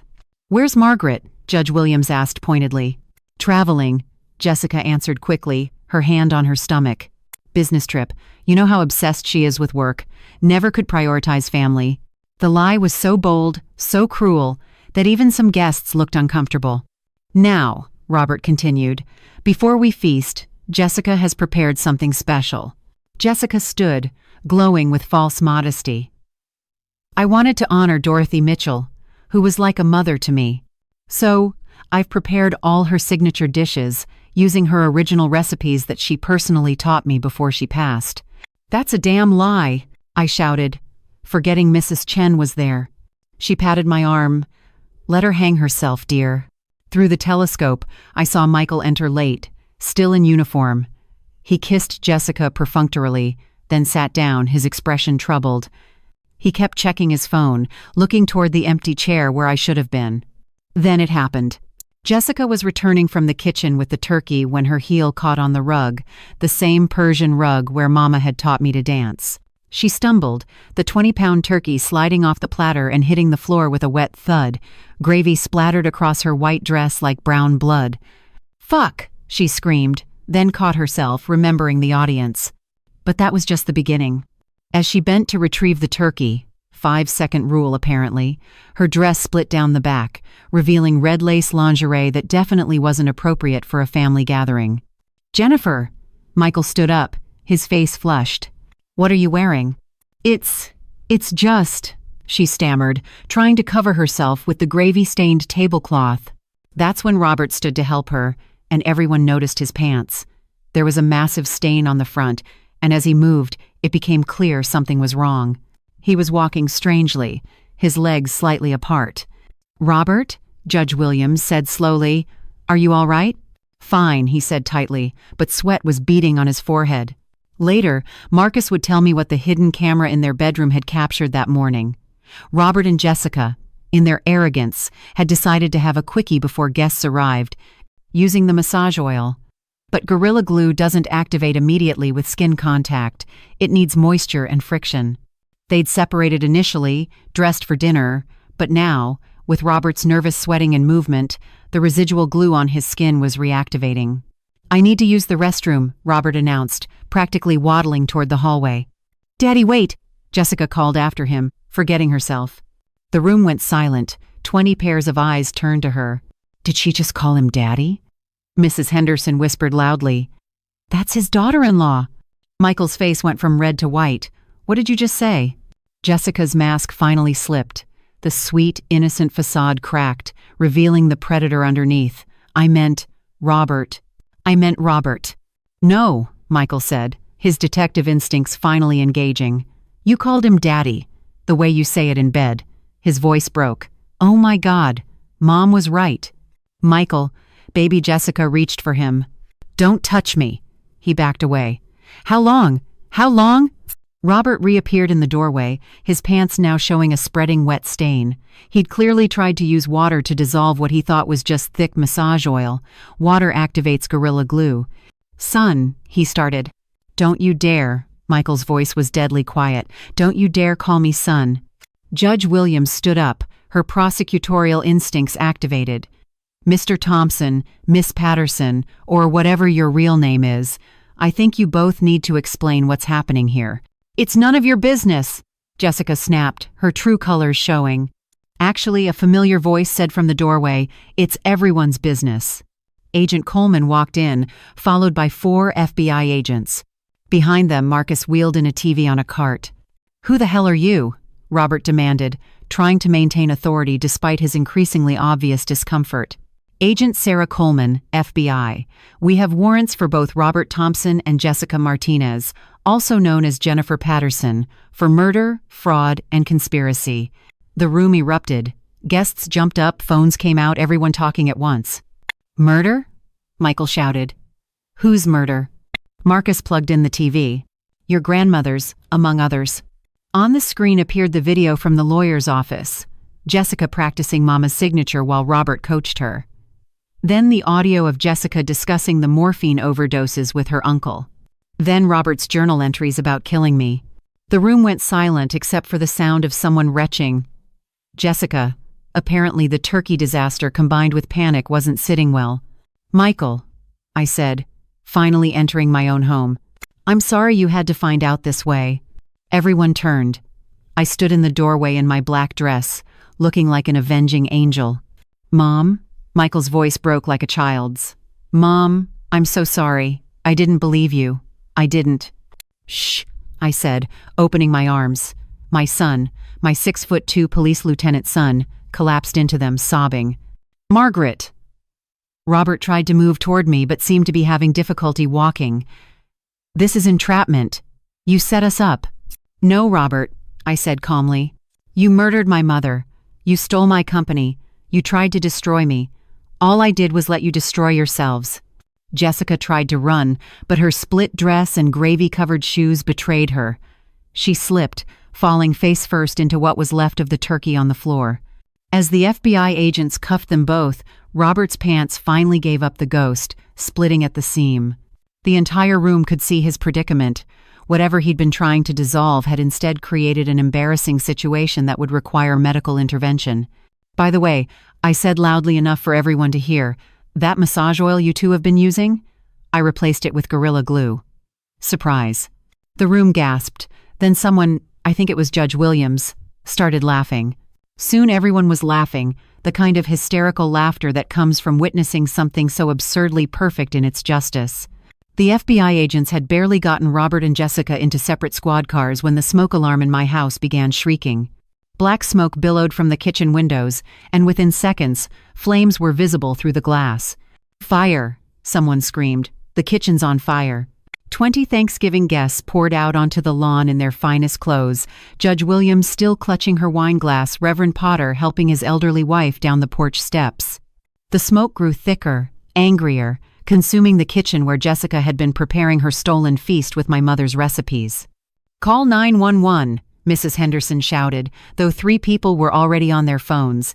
I stood frozen on my own lawn, watching flames lick at the windows of the kitchen where Mama had taught me to make cornbread, where Michael had done homework while I cooked, where 46 years of memories lived in every drawer and cabinet. The irony wasn't lost on me. Jessica had literally set my life on fire, and now it was burning for real. Within 4 minutes, sirens wailed down the street. The first truck to arrive was Engine Company 19, Michael's station. He was still in his dress uniform from dinner, tears dried on his face, when he saw his colleagues jumping from the truck. "Chief Patterson," his captain called out, not knowing Michael had been at the scene. "Your house?" "I know, Captain Torres," Michael said, his voice professional despite everything. "I'm already here. My wife apparently left something on the stove." Through the chaos, I heard Robert screaming from the back of the FBI cruiser. The smoke was drifting toward the vehicles, and with the windows cracked for air, both he and Jessica were getting a face full of their destruction. "Ma'am, please step back," a young firefighter said to me, not recognizing me as the homeowner. "That's my house," I said numbly. 46 years in that house. Michael appeared at my side, placing his jacket over my shoulders. "Mom, I'm so sorry. If I hadn't brought her into our lives." "Stop," I said firmly. "She fooled us all." The firefighters were efficient, professional, but I could see it in their faces. The damage was extensive. The kitchen would need to be completely rebuilt. The smoke damage would extend through the first floor. The house would be unlivable for months. "Mrs. Thompson," Agent Coleman approached, her expression concerned. "We need to move the suspects." The smoke. That's when we heard it, a blood-curdling scream from one of the squad cars. Jessica's voice, high and panicked. "I can't breathe. The smoke. I'm pregnant. My baby." Several firefighters rushed toward the car, but I noticed something. The smoke was blowing in the opposite direction from her vehicle. She was performing again, even now. "Let me go to her," Michael said, starting forward. Marcus grabbed his arm. "That's not your baby, son." "What?" Michael stared at him. But she said, "Your father had a vasectomy reversal 6 months ago," Marcus said gently. He documented it in his journal, the timeline. "It's his baby, not yours." I watched my son's face crumble completely. The last illusion, the last thread connecting him to Jessica, snapped. He sank onto the lawn, head in his hands. "Lieutenant Patterson," Captain Torres called out. "We've got a problem. There's accelerant in the kitchen. This wasn't an accident." Everyone turned to look at the squad car where Jessica was still performing her medical emergency. Agent Coleman's eyes narrowed. "She said it deliberately," I said, the realization hitting me. If she couldn't have my house, she'd make sure no one could. Coleman was already on her radio, calling for additional units and an arson investigator. Through it all, the high society of Atlanta stood on my lawn in their Thanksgiving finery, recording everything on their phones. By tomorrow, this would be on every social media platform in Georgia. "Mrs. Chen appeared at my elbow with a cup of tea. How she'd managed to make tea in this chaos, I'd never know. "Your mother would be proud," she said quietly. "You exposed them completely." The fire was under control within an hour, but the damage was done. My kitchen, Mama's kitchen, was destroyed. The dining room where we'd hosted countless holidays was charred and waterlogged. The smell of smoke would probably never leave. If this part really struck a chord with you, tap that like button to let me know you're with me. Do you see yourself in the character's journey? Drop your thoughts in the comments. I can't wait to hear your take. Mom. Michael stood before me, still in his dress uniform but looking like a lost child. "Can you ever forgive me?" "Oh, baby." I pulled him into my arms.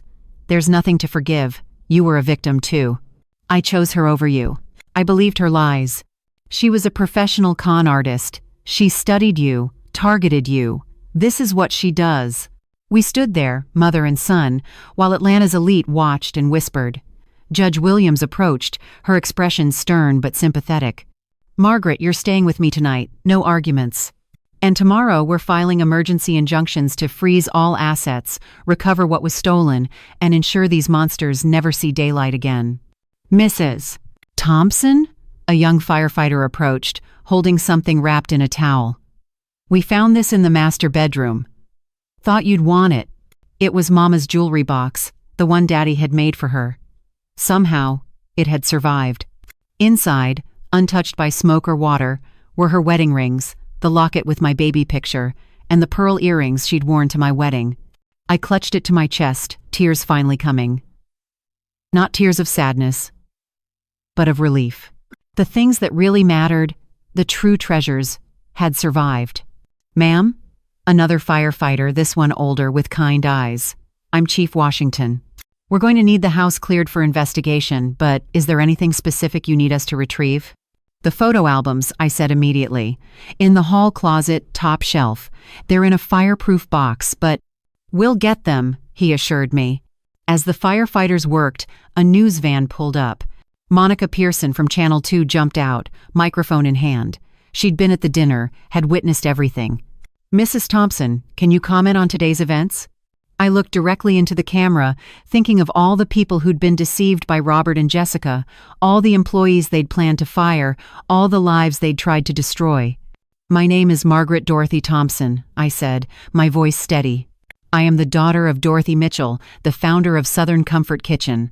Today, the truth came out about two people who murdered my mother, tried to destroy my family, and attempted to steal everything we've built. They failed. The FBI has arrested them," Monica added for the camera. "Can you tell us about the evidence?" "The FBI has everything," I said simply, "including video evidence of them forging my mother's will, audio of them discussing her murder, and documentation of their plan to kill me next." Gasps from the crowd.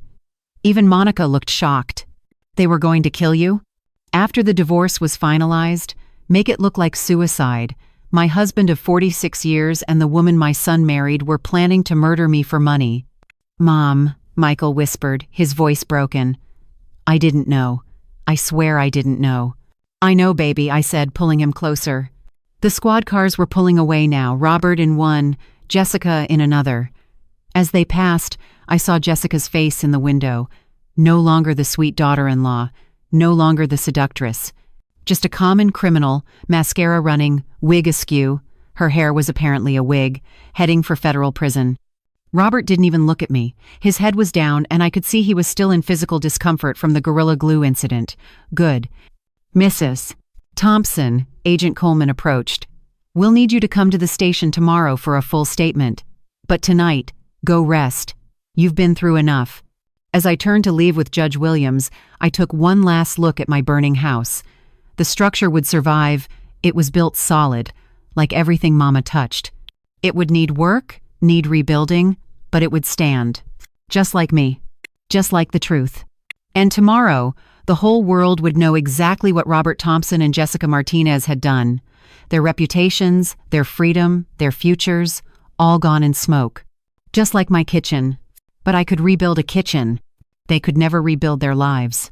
The next morning, I sat in Judge Williams's guest bedroom, surrounded by FBI evidence boxes, my laptop open to 17 different news sites. The headline on every single one made me feel both vindicated and nauseated. Atlanta Society Scandal. Daughter-in-law and father-in-law arrested for murder.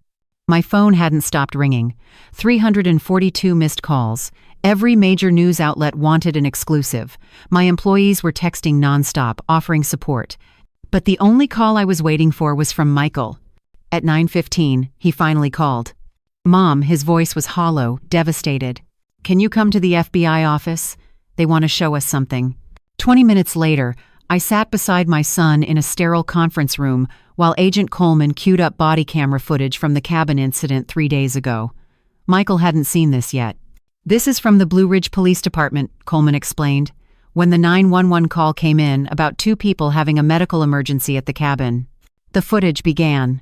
The young officer's camera showed him approaching the cabin door, knocking, then entering when he heard screaming. The camera swung around the living room, Jessica's stripper pole prominent, then down the hallway toward the master bedroom. What came next would be burned into my memory forever. Robert and Jessica were on the bed, stuck together in the most compromising position imaginable, both screaming. The officer stumbled backward, calling for EMTs. Jessica's face was visible, tears streaming, mascara creating black rivers down her cheeks. "Get us apart!" she screamed. "It burns! Oh God, it burns!" Robert was trying to maintain some dignity, covering them with a sheet, but it was impossible. They were literally glued together at their most intimate parts. "Jesus Christ," the officer muttered on the recording. "What did you people use?" "Massage oil," Robert gasped. "Just regular massage oil." The EMTs arrived, professional but clearly struggling not to react. One, an older woman, examined the situation with a flashlight. "This isn't oil," she announced. "This is industrial adhesive. We need to get them to the hospital. We'll need surgical separation." That's when Jessica broke completely. Not the calculated performance she'd given at Thanksgiving, but real, raw panic. "This is her fault!" she screamed. "Margaret did this! That fucking bitch! I'll kill her! I'll fucking kill her!" "Shut up," Robert hissed, but it was too late. "She knew," Jessica continued, delirious with pain and rage. "She knew we were coming here, just like Dorothy knew we were poisoning her. The old bitch figured it out, kept trying to write something, but we increased the morphine." "Shut your mouth," Robert roared. The officer's camera captured it all. The confession, the admission of murder, everything. Michael stood up abruptly and ran to the trash can, vomiting violently. I wanted to comfort him, but I was frozen, watching the rest of the footage. The EMTs had to call for backup to safely transport them. The entire volunteer fire department of Blue Ridge, population 1,200, showed up to help. Word spread quickly in the small mountain town. By the time they were carried out on specially modified stretchers, still attached, dozens of locals had gathered with their phones. "Is that Robert Thompson?" someone said on the recording. "The financial advisor from those TV commercials? And that's his daughter-in-law." Another voice added, "Oh my Lord." Coleman paused the video. "This went viral on TikTok before we could contain it. 14 million views in 24 hours. The hashtag number glued cheaters is trending nationally." Michael returned to his seat, his face gray. "Mom, how did you know they'd use the massage oil?" I met his eyes directly. 46 years of marriage teaches you patterns. Your father's back always hurt after physical activity. He always needed massage oil afterward. "So you really did replace it with glue?" "Gorilla Glue Clear, specifically, activates with moisture and heat, creates an unbreakable bond." Michael stared at me like he was seeing me for the first time. "Mom, that's assault." "No," Agent Coleman interrupted. "It's not. They stole property from Mrs. Thompson's home, the massage oil. She had every right to replace items in her own cabin with whatever she chose. They were trespassing, using her property without permission. No prosecutor would touch this. Besides," I added quietly, "they were planning to murder me. I think a little glue is fair trade." Coleman pulled up another file. "There's more. We've decoded Jessica's laptop fully. Michael, you need to see this." The screen filled with photos, Jessica with her previous husbands, documents showing her real identity, and then a folder labeled baby insurance. "What's that?" Michael asked. Coleman clicked it open. Inside were medical documents, fertility clinic records, and a video file. She played the video. It was Jessica, talking to her phone like a diary dated 2 months ago. Got the fertility drugs from Carlos, same ones that guarantee multiples. Going to fuck both Thompson men, get pregnant, and won't matter who the father is. If it's Michael's, I'll use it to control him after Margaret's dead. If it's Robert's, even better, ultimate leverage. Either way, I win. The baby's just another tool, probably sell it once I get to Mexico." Michael made a sound like a wounded animal. I grabbed his hand, holding tight. "She never loved me," he whispered. "Not even a little. No, baby. She's incapable of love. She's a sociopath." More files opened, Jessica's research on our family, photos of me taken from distances, surveillance notes about our routines, detailed psychological profiles she'd created. About Michael, she'd written, "Desperate for family, lost father figure due to ours gambling, will cling to anyone who shows maternal approval. Easy mark, probably virgin before me. Pathetic but useful." My son, my strong, brave son, began crying like a child. About me, workaholic. Still grieving dead daddy after 15 years. Codependent with Dorothy. Once Dee's gone, will crumble. Weak despite business success. Eliminate after divorce finalized. About Robert. Textbook narcissist. Erectile dysfunction making him desperate. One blowjob and he'll do anything. Hates being old. Kill him last. Useful for now. Even about mama. Dying anyway. Morphine doses easy to increase. R too stupid to notice. Old bitch keeps trying to warn M but can't talk. Hilarious watching her try. I felt rage so pure it was almost holy. They'd laughed at my mother trying to warn me as they murdered her. We have enough for federal murder charges, Coleman said. Multiple counts. Jessica's facing life without parole. Robert's looking at 25 to life minimum. Good, I said coldly. There's one more thing, Coleman added carefully. The baby. Jessica's actually pregnant. We did a blood test at the hospital after the glue incident. Michael looked up sharply. DNA testing will determine paternity, but… Coleman hesitated. Given the timeline and the fertility drugs, medical experts think it's most likely Robert's. My grandchild was my stepchild. My daughter-in-law was my husband's mistress. My husband was my mother's killer. The perversion was complete. What happens to the baby? Michael asked quietly. If Jessica's convicted, when she's convicted, the state will take custody unless a family member steps forward. Michael and I looked at each other. The innocent baby, created through such evil, but innocent nonetheless. We'll figure it out, I said finally. After the trials. After justice is served. My phone buzzed. A text from Marcus. Check channel 2. Now. I turned on the conference room TV. Monica Pearson was standing outside the federal courthouse. Breaking news. Jessica Martinez, also known as Jennifer Patterson, has just been denied bail. The judge cited her as an extreme flight risk with ties to Mexican cartels. Robert Thompson's bail has been set at $5 million, which his assets cannot cover, as they've been frozen by federal order. Behind Monica, we could see protesters with signs, "Justice for Dorothy Mitchell" and "Murderers burn in hell." Additionally, Monica continued, Southern Comfort Kitchen has announced that all employees will receive holiday bonuses from a fund established by Margaret Thompson, despite the attempted theft of the company. Mrs. Thompson could not be reached for comment, but her son, Lieutenant Michael Patterson, released this statement. The screen cut to a photo of Michael in his dress uniform, with his statement in text, "My mother is the strongest woman I know. She saved our family from evil. I failed her when she needed me most, but I will spend the rest of my life making it right. Justice will be served." Michael squeezed my hand. "I meant every word, Mom." I pulled my son close, feeling the first real peace since finding that lubricant in Robert's car. The truth was out. All of it. The horrifying, sick, twisted truth. But truth, as Mama always said, was better than the prettiest lie. And tomorrow, we'd start rebuilding on that truth. 3 days after Thanksgiving, I stood outside the Federal Detention Center in downtown Atlanta, the December wind cutting through my coat like accusations. Michael stood beside me, his hand on my shoulder, both of us gathering courage for what we were about to do. Robert had requested to see us. His lawyer said he wanted to clear his conscience. "You don't have to do this, Mom," Michael said for the 10th time. "We have enough evidence. You don't need to hear whatever lies he's prepared." "I need to look him in the eye," I said, my voice steadier than my hands. "I need to hear him say it.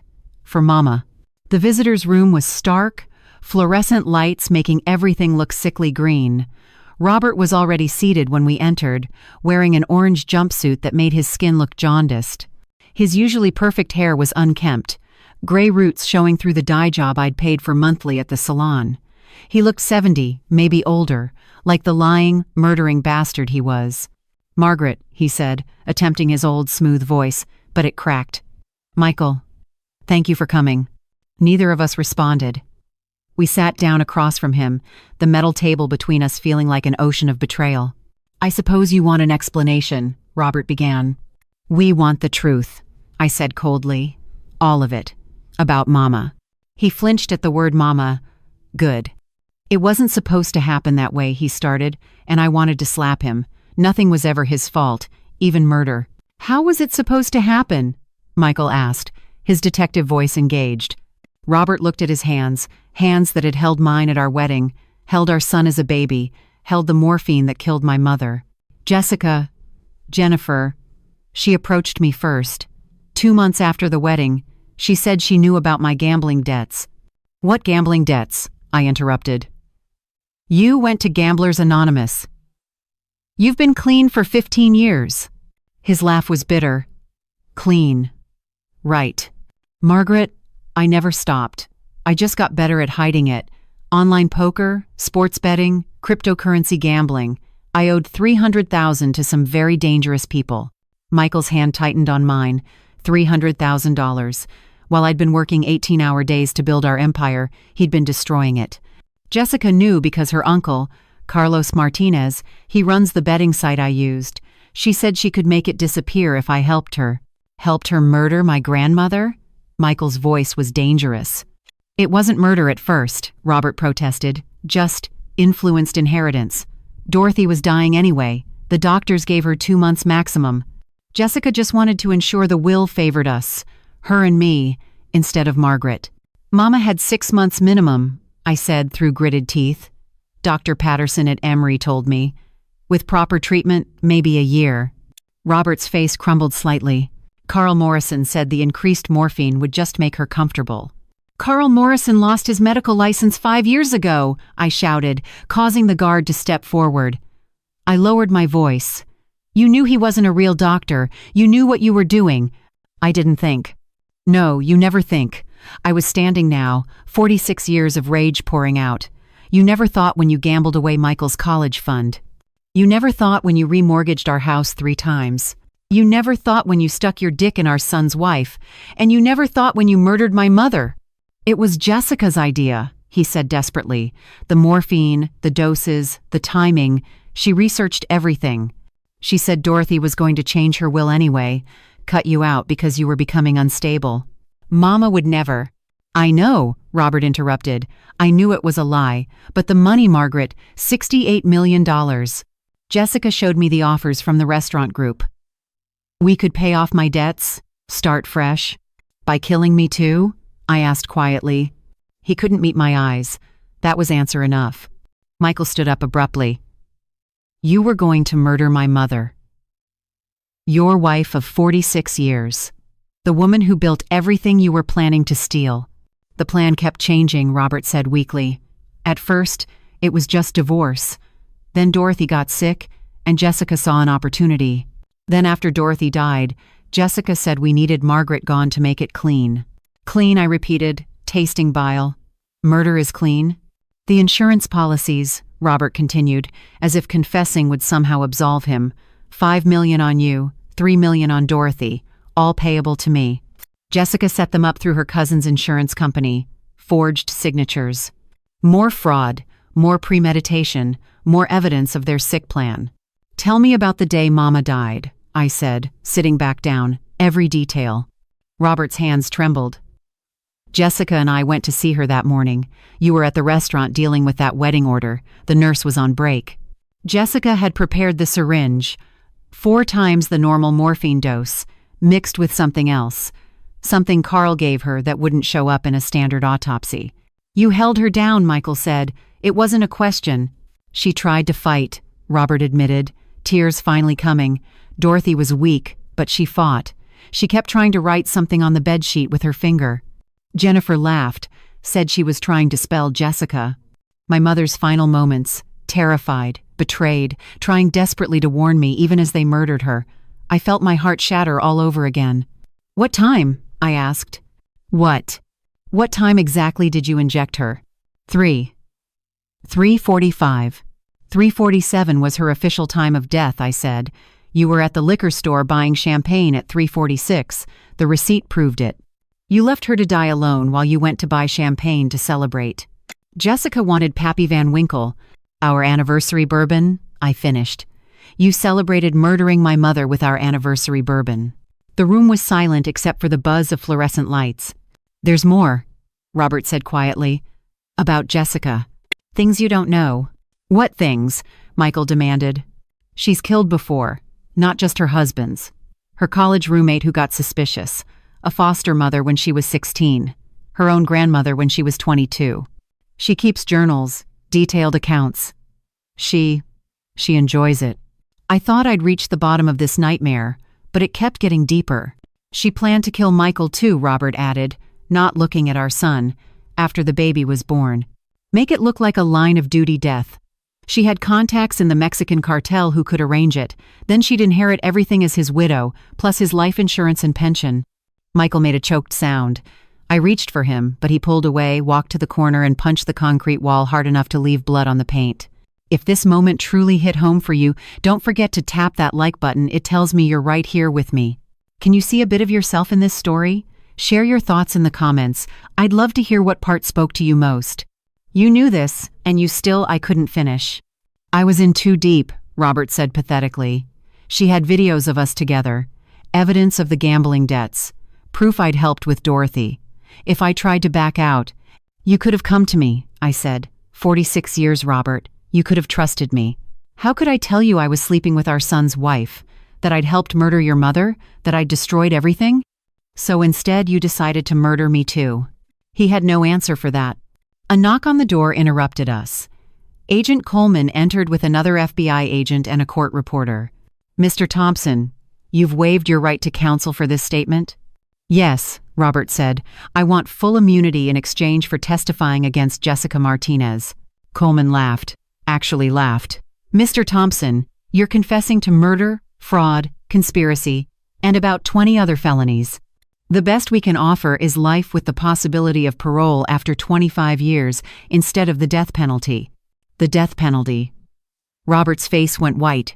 Take the deal, Dad, Michael said from the corner, his voice dead. It's more mercy than you showed Grandma Dorothy. Robert looked between us, his wife and son, the family he'd destroyed for a 28-year-old sociopath and some gambling debts. I'll take it, he whispered. I'll testify. I'll tell them everything. As the court reporter began recording his formal confession, I stood to leave. There was nothing left to say. Margaret, Robert called. I did love you. Once.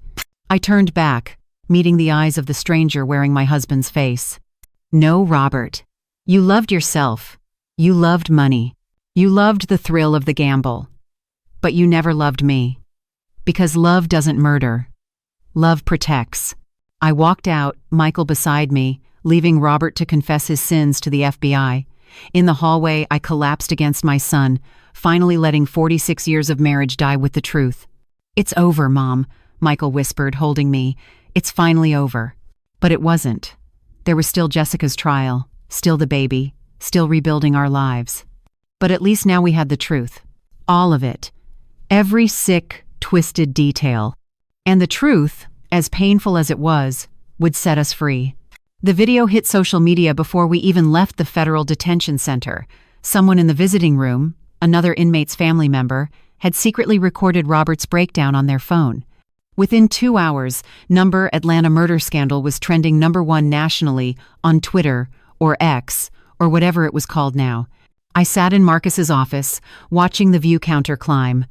5 million, 10 million, 15 million views. The shaky footage showed Robert crying, confessing, begging. The comments were savage. This man killed his mother-in-law for money? Death penalty? Now? The daughter-in-law sleeping with the father-in-law? This is some Jerry Springer shit. That poor woman. 46 years married to this monster. My phone buzzed constantly. CNN, Fox News, MSNBC, even international outlets. Everyone wanted an exclusive with the widow whose husband had murdered her mother. I turned it off, exhausted by the vultures circling our tragedy. Mrs. Thompson, Marcus said gently, there's something else you need to see. He pulled up Jessica's Instagram account, or what was left of it before it was suspended. But people had screenshot everything. There she was, 2 weeks ago, wearing Mama's pearl necklace, sitting at my desk at Southern Comfort Kitchen, captioned, "Building an empire takes sacrifice. Soon it'll all be worth it." Boss babe new beginnings. The comments below were from before the arrest, all supportive, congratulating her on her success. Now those same people were deleting their comments, pretending they'd never encouraged a murderer. Look at this one. Marcus scrolled down. A photo of Jessica at Mama's grave, placing flowers, dated 1 week after the funeral. The caption, "Missing you every day, Mom Dorothy. Thank you for trusting me with everything." I ran to Marcus's bathroom and vomited until nothing came up but bile. She'd called my mother Mom Dorothy while standing on the grave she'd put her in. When I returned, Michael was there, his laptop open. "Mom, you need to see what's happening at the hospital." On the screen was a live stream from Grady Hospital. Dozens of people with signs: "Justice for Dorothy Mitchell," "Protect the baby," "Jessica Martinez equals baby killer." "Why are they at the hospital?" I asked. "Jessica's there," Agent Coleman said, entering the office. "She started having contractions after seeing the social media explosion. She's handcuffed to the bed, under guard, but the doctors are concerned about the pregnancy. Is the baby okay?" Despite everything, that innocent life mattered. For now. But Jessica's blood pressure is dangerously high. The stress of being exposed globally isn't helping. Coleman paused. "There's been a development. 3 more of Jessica's victims have come forward after seeing the news." She handed me a file. 3 women, all elderly, all wealthy, all dead within 2 years of Jessica entering their lives.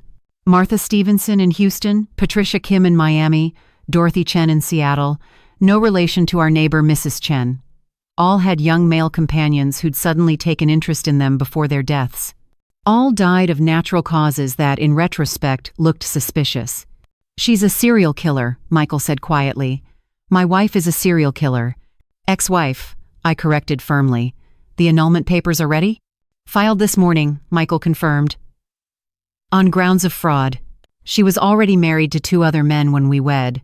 Both marriages in Mexico under different names, never divorced. My son had married a bigamist, serial killing, father-seducing sociopath.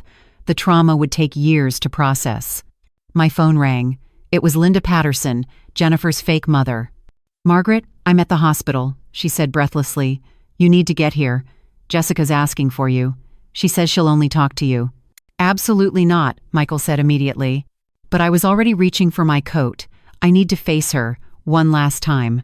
The ride to Grady was surreal. Every billboard for Thompson Financial Services, Robert's company, had been vandalized with spray paint, "Murderer" across his smiling face. Someone had started a petition to rename the Thompson wing at Emory Hospital. In 6 hours it had 200,000 signatures. The hospital corridor was packed with media, security, and rubberneckers. Agent Coleman cleared a path, her badge and gun-making people step aside. Through the windows, protesters filled the parking lot, their chants audible even 3 floors up. Dorothy deserved better. Margaret deserved justice. Jessica's room was at the end of the hall, 2 federal marshals at the door.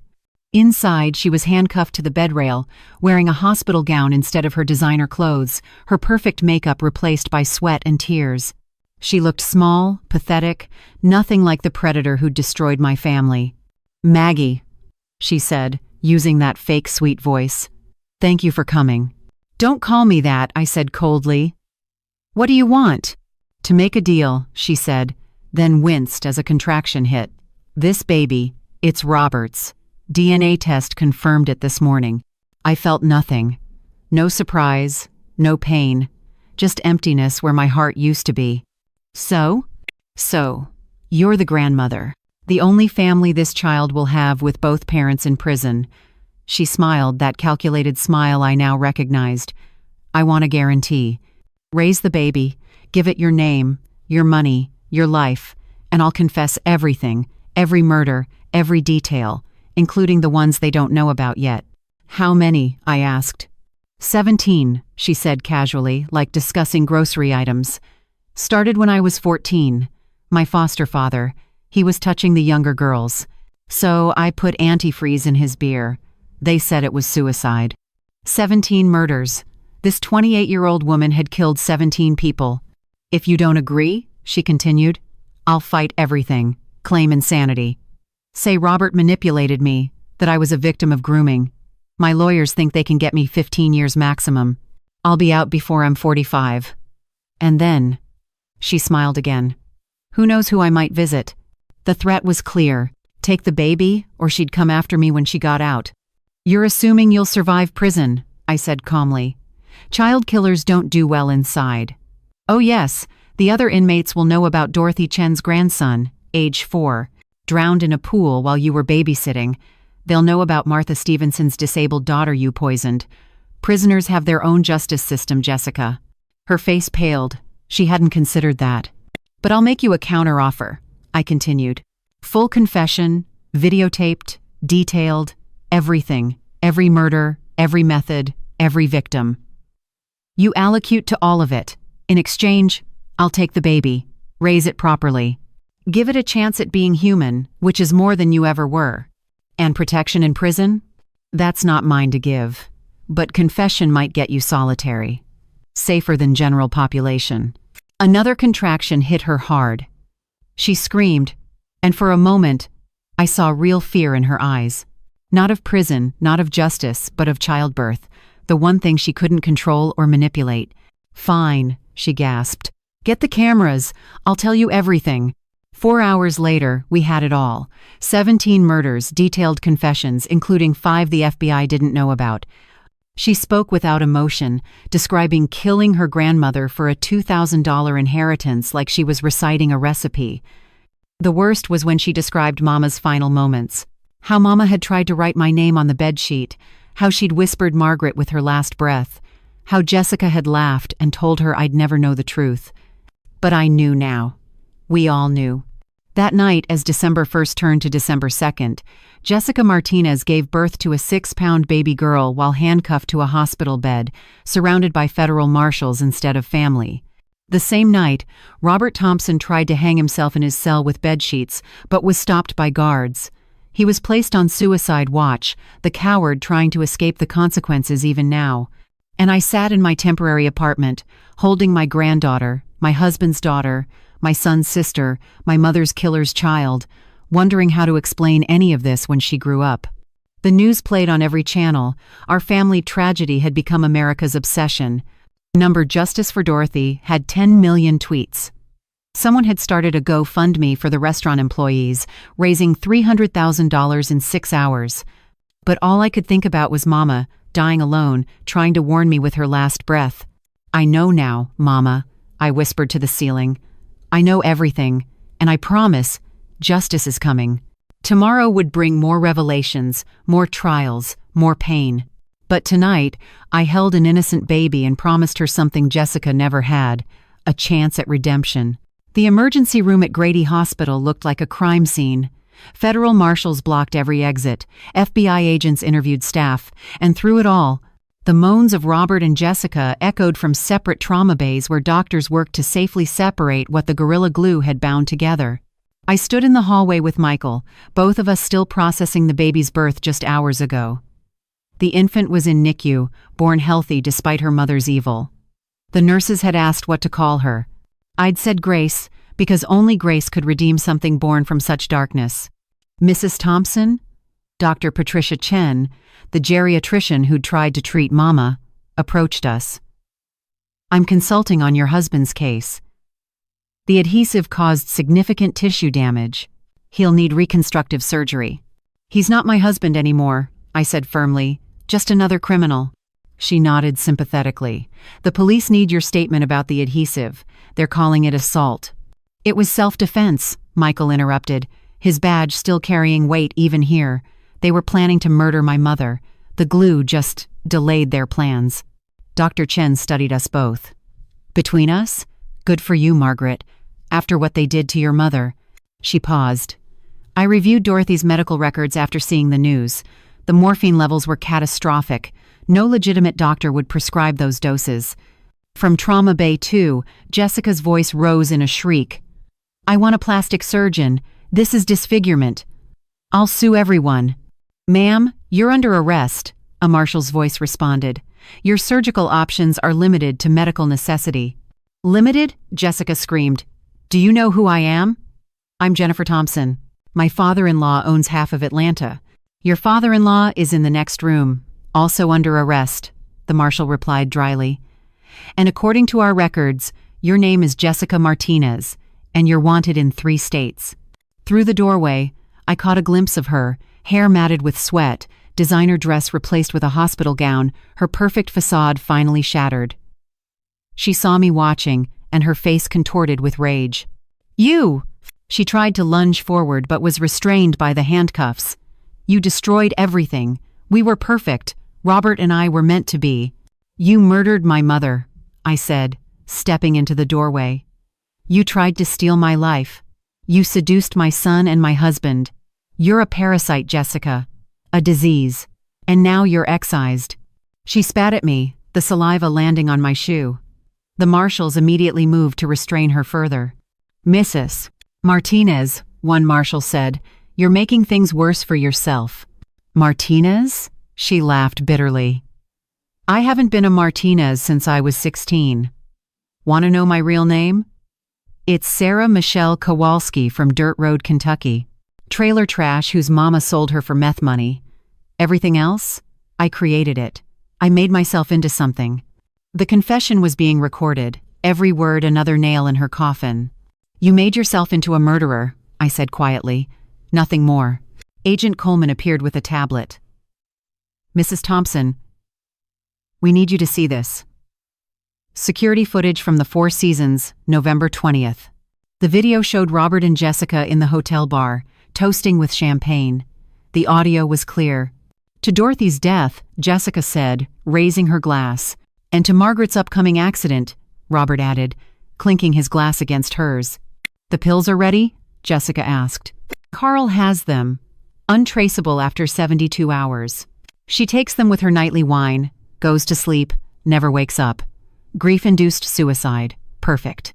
I had to grab the doorframe to stay upright. They'd been days away from murdering me. There's more, Coleman said. We found Jessica's storage unit. She kept trophies. The tablet showed photos of Jessica's collection, jewelry from victims, including Mama's missing brooch, photo albums documenting each murder, like a twisted scrapbook. And worst of all, videos she'd secretly recorded of Robert and her discussing my murder, insurance policies, how they'd divide the assets. She was building blackmail material on Robert too, Coleman explained. If he ever turned on her, she could destroy him. From Trauma Bay 1, Robert's voice. I want my lawyer. This is entrapment. Margaret set us up. I walked to his doorway. He lay on a gurney, a sheet preserving what little dignity remained, his face red with humiliation and rage. 46 years, Robert, I said. I gave you everything. My youth, my trust, my mother's recipes that built our fortune, and you repaid me with betrayal and attempted murder. You don't understand, he started. The debts, the pressure. 300,000 in gambling debts, I interrupted. I would have paid them. I would have helped you. Instead, you chose to murder. Mom. Michael appeared beside me, holding his phone. It's everywhere. The live stream from outside showed hundreds of people with candles, holding vigil for Mama. Signs read Dorothy Mitchell deserved better and 17 victims deserve justice. Someone had set up a memorial with photos of all Jessica's victims, including Mama's portrait from the restaurant. Then the crowd parted. A line of police cars arrived, lights flashing. The FBI was ready to formally arrest and transport them to federal detention. Jessica Elena Martinez, an agent, announced, reading from a warrant, you're under arrest for 17 counts of murder in the first degree, conspiracy to commit murder, fraud, identity theft, and 43 other federal charges. Robert James Thompson, you're under arrest for murder in the first degree, conspiracy to commit murder, fraud, embezzlement, and 27 other federal charges.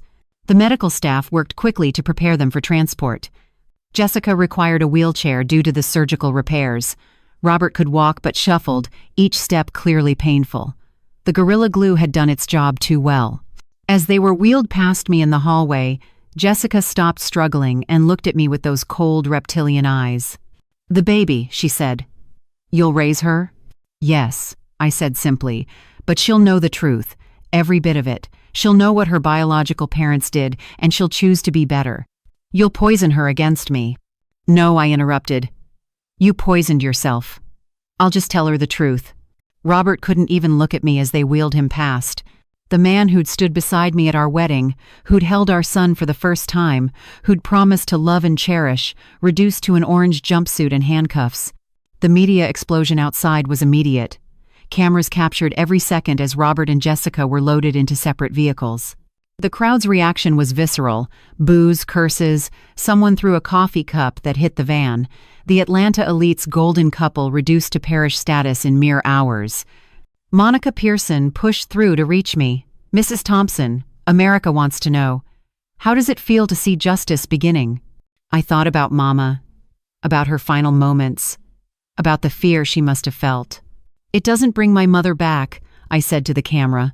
It doesn't restore 46 years of marriage or heal my son's heart, but knowing they'll never hurt anyone else, that brings peace. What about the baby? Monica asked. She's innocent, I said firmly. She'll be raised with love, with truth, with values.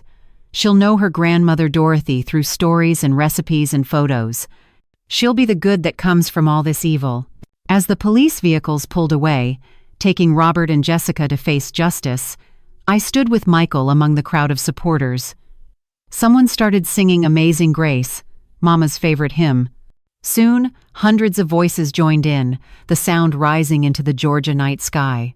You did it, Mom, Michael whispered. You got them. No, baby, I corrected, pulling him close. Mama got them. Even dying, she fought. She tried to warn us. This is her victory. Tomorrow would bring arraignments, lawyers, trials, years of legal proceedings stretched ahead. But tonight, Dorothy Mitchell's murderers were behind bars. And that was enough for now.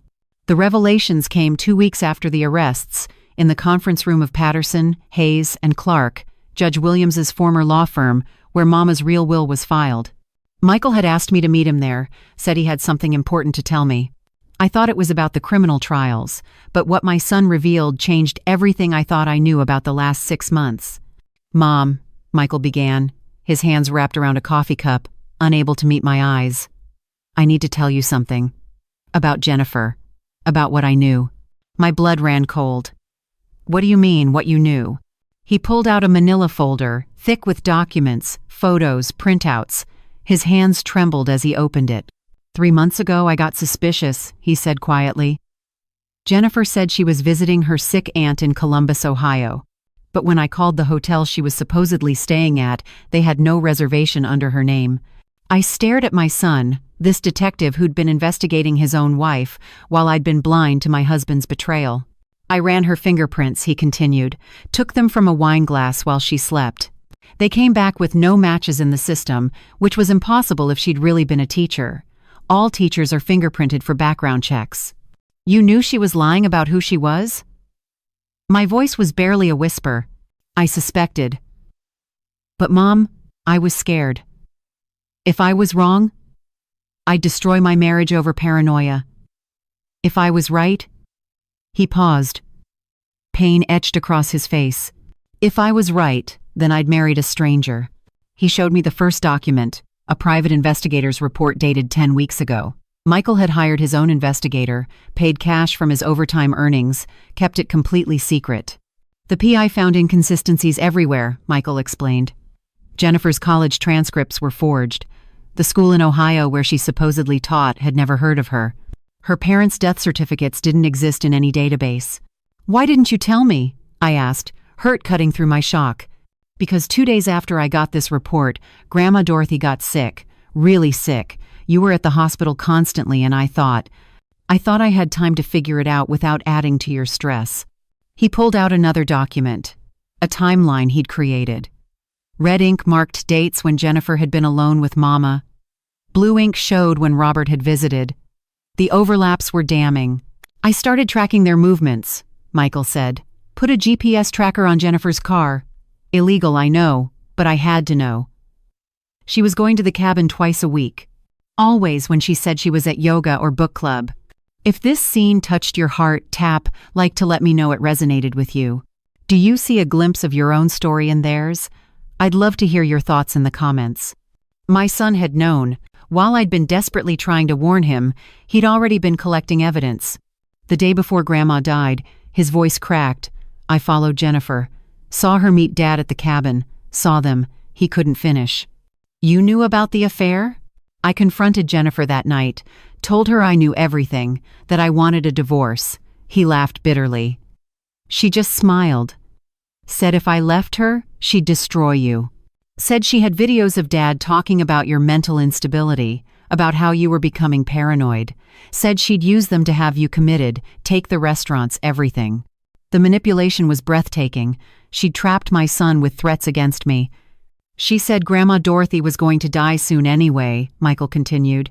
Said it was natural that the cancer had spread. But the way she said it, I knew. Somehow, I knew they were doing something to her. Why didn't you stop them? I asked. though I understood the impossible position he'd been in. I tried, Mom. I went to the hospital that morning, but the nurse said Dad had already been there, given Grandma her medications. By the time I got to her room, tears rolled down his face. She was already gone. 3:47 p.m. I was 4 minutes too late. 4 minutes. My son had missed saving his grandmother by 4 minutes. He pulled out his phone, showing me text messages between him and Jennifer from that day. Jennifer, your grandmother passed peacefully. Your dad and I were with her. Michael, I know what you did. Jennifer, prove it. Oh wait, you can't. And if you try, your mother goes to a psychiatric facility. I spent the next week gathering evidence, Michael said. But I had to be careful. Jennifer was watching my every move, checking my phone, my emails. She'd become paranoid after I confronted her. The dinner, I said suddenly. When you defended her, chose her over me. She was testing me, Michael explained. Said if I didn't publicly support her, she'd have you involuntarily committed that night. She had commitment papers already filled out, just needed a judge's signature, and with Dad backing her story. My son had been protecting me while I'd thought he'd betrayed me. The pain of those moments when he'd turned against me had been agony for him too. I was building a case, Michael continued, pulling out more documents. Financial records showing Dad's gambling debts. Phone records proving Jennifer's connections to criminals. I even found evidence of her previous identities. You knew she was Jessica Martinez? I suspected she had other names. Found a partial fingerprint match to a Jane Doe arrest in Miami 5 years ago. Was working with Miami PD to get more information when everything exploded at Thanksgiving. He showed me a calendar where he'd marked everything, every suspicious meeting, every lie, every piece of evidence. He'd been conducting a one-man investigation while pretending to be a loving husband. The pregnancy? I said carefully. Did you know? His face crumpled. I knew it couldn't be mine. We hadn't. I couldn't touch her after I saw her with Dad. Made excuses, said I was stressed from work. She must have known I was suspicious because she started drugging my coffee at night. I'd black out, wake up with no memory. She was raping you while unconscious? Horror washed over me. The toxicology report showed Rohypnol in my system, date rape drug. But Mom, the baby isn't mine. The DNA test confirmed it. My sperm count is too low anyway, side effect of a medication I've been on since the shooting 3 years ago. Jennifer didn't know that. My son had been violated, manipulated, threatened, all while trying to protect me and investigate his father and wife's crimes. The strength it must have taken to maintain that facade while gathering evidence.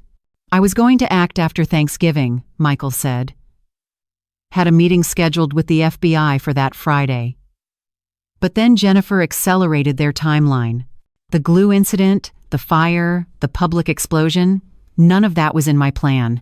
The Gorilla Glue was genius, Mom, he added with a small smile. I would have just arrested them. You destroyed them completely. I reached across the table and took my son's hands. You were trying to protect me. I failed, he said, tears flowing freely now. I couldn't save Grandma. I couldn't protect you from the pain. I couldn't even protect myself from. He gestured helplessly. You didn't fail, I said firmly. You gathered evidence that will convict them. You survived a monster sleeping in your bed. You're a hero, Michael. I don't feel like a hero. I feel like a fool who married a serial killer. We were both fools, I said. But we're fools who survived. Fools who got justice. Michael pulled out one last document, a custody petition for baby Grace. I want to adopt her, he said, officially. She's my sister technically, but I want to raise her as my daughter. Give her the father she deserves, not the monster who created her. We'll raise her together, I said. You, me, and the memory of Grandma Dorothy.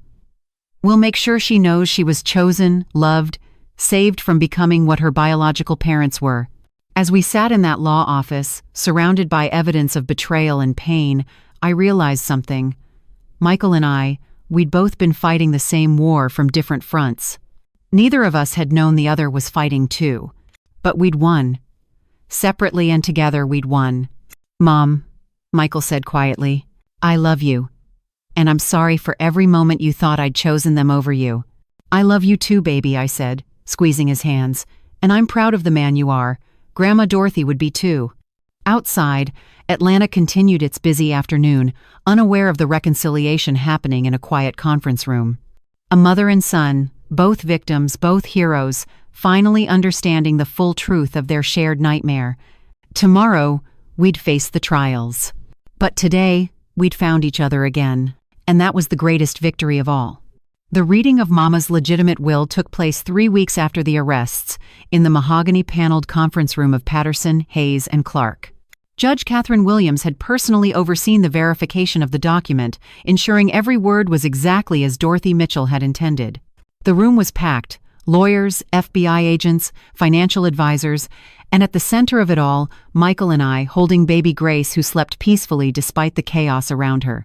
Before we begin, Attorney Harrison Clark said, adjusting his wire-rimmed glasses, "I need to state for the record that this will was drafted, signed, and notarized 6 months before Dorothy Mitchell's death.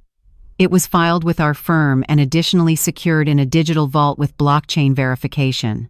Any other documents claiming to be more recent are fraudulent." Agent Coleman nodded from her seat, recording everything.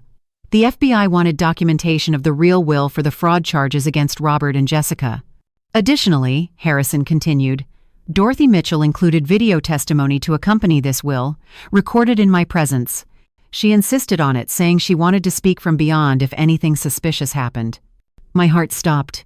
Mama had made a video? She'd known something might happen? The large screen on the wall came to life, and there was Mama, sitting in this very room 6 months ago, wearing her favorite lavender dress, the one she'd worn to Michael's promotion ceremony. She looked directly at the camera, her eyes sharp and knowing despite the cancer diagnosis. "If you're watching this," Mama's voice filled the room, "still strong, still commanding, then I'm gone, and something probably went wrong. I'm not a fool. I see how Robert looks at my money, how that new wife of Michael's asks too many questions about my finances." Michael made a choked sound beside me. Even then, Mama had seen what we'd missed. "So let me be crystal clear," Mama continued on screen. "I, Dorothy Elizabeth Mitchell, being of sound mind and body, I have 3 doctors' statements confirming that, by the way, do hereby declare this to be my last will and testament." Harrison paused the video. "The medical evaluations are attached. 3 independent physicians confirmed Dorothy was completely mentally competent when this was recorded." The video resumed. "First, to my daughter Margaret Dorothy Thompson, the light of my life, the carrier of my recipes and my dreams, I leave everything. The simplicity of it was stunning. Everything. The house in Savannah that Daddy built, the investment portfolio, my 51% stake in Southern Comfort Kitchen, all personal belongings, everything, 100% to Margaret. Not to Robert. I never trusted that gambling fool. Not to Michael. He'll inherit from his mother someday. And certainly not to that Jessica or Jennifer or whatever she's calling herself." Mama looked directly into the camera then, as if she could see the future. "Yes, I know about her. Private investigator confirmed she's been married before. 2 dead husbands. I tried to warn Michael, but young men in love are blind. Margaret, honey, if something happens to me unexpectedly, look at Robert and that girl. Check my medications. Don't let them get away with it." I was sobbing now, clutching Michael's hand. Mama had known. She'd tried to protect us even while dying. "The total value of the estate," Mama continued, as of this recording, "is approximately $78 million. Yes, you heard that right. The Savannah property alone is worth $12 million now. Developers have been sniffing around. The investments Daddy made in Apple and Amazon back in the 90s are worth $40 million. And my stake in Southern Comfort Kitchen, based on last year's valuation, is worth $26 million. $78 million. Robert and Jessica had tried to murder me for $78 million. Now, Mama's voice turned stern. "I know Robert will try to contest this. Man's been eyeing my money since the day I got diagnosed, so I've taken precautions. Harrison has copies of Robert's gambling records, $300,000 in debt as of last month. I have recordings of him asking me to change my will to favor him. All of that is evidence of his motive." Harrison pulled out a flash drive. "Everything Dorothy mentioned is documented here. She was remarkably thorough." The video continued. "There's one more thing. A special provision. If anyone, and I mean anyone, contests this will or tries to claim I wasn't competent, they automatically forfeit any possible inheritance from Margaret's eventual estate. That means you, Robert. Contest this will, and when Margaret passes, you get nothing. Not a penny. Can she do that? I asked Harrison. Perfectly legal. It's called an in terrorem clause. Prevents frivolous challenges. Mama wasn't done. Margaret, there's something else. Check the freezer in the Savannah house, behind the ice cream maker Daddy bought for your 13th birthday. I left something for you. The freezer? What could she have hidden in a freezer? Finally, Mama said, her voice softening, to my grandson Michael. I'm not leaving you money because you don't need it. Your mother will take care of you. But I'm leaving you something more important. The truth. In my bedroom at the Savannah house, under the floorboard by the window, the loose one you used to hide candy in as a boy, there's a box. Everything I found out about Jennifer is in there. Use it wisely. Michael was crying silently, baby Grace stirring in his arms. That's it, Mama concluded. Harrison has all the details, all the account numbers, everything. Margaret, don't you dare feel guilty about getting everything. You built Southern Comfort Kitchen from my recipes, yes, but with your sweat and tears. You earned every penny. And remember, I love you more than all the stars in the Georgia sky. The screen went dark. The room was silent except for my quiet sobs. There's more, Harrison said gently. He pulled out another document. Dorothy added a codicil 1 week before her death. She managed to sign it during a moment of clarity, with 3 nurses as witnesses. I read through tears. The codicil was short.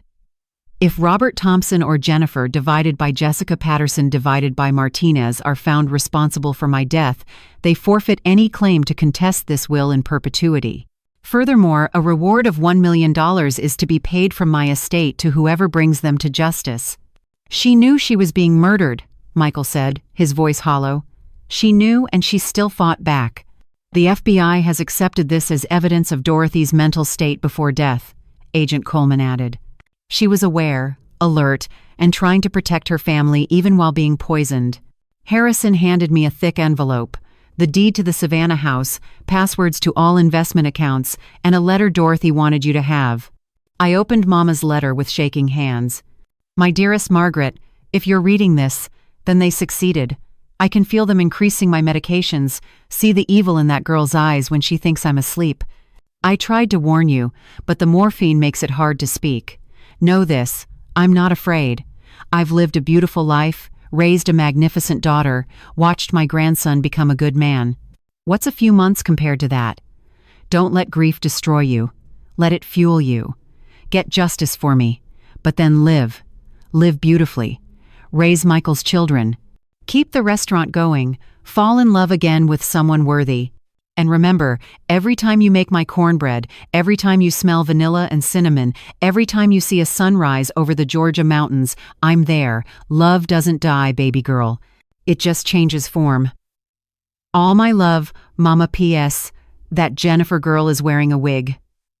Pull it off when you get the chance. I laughed through my tears.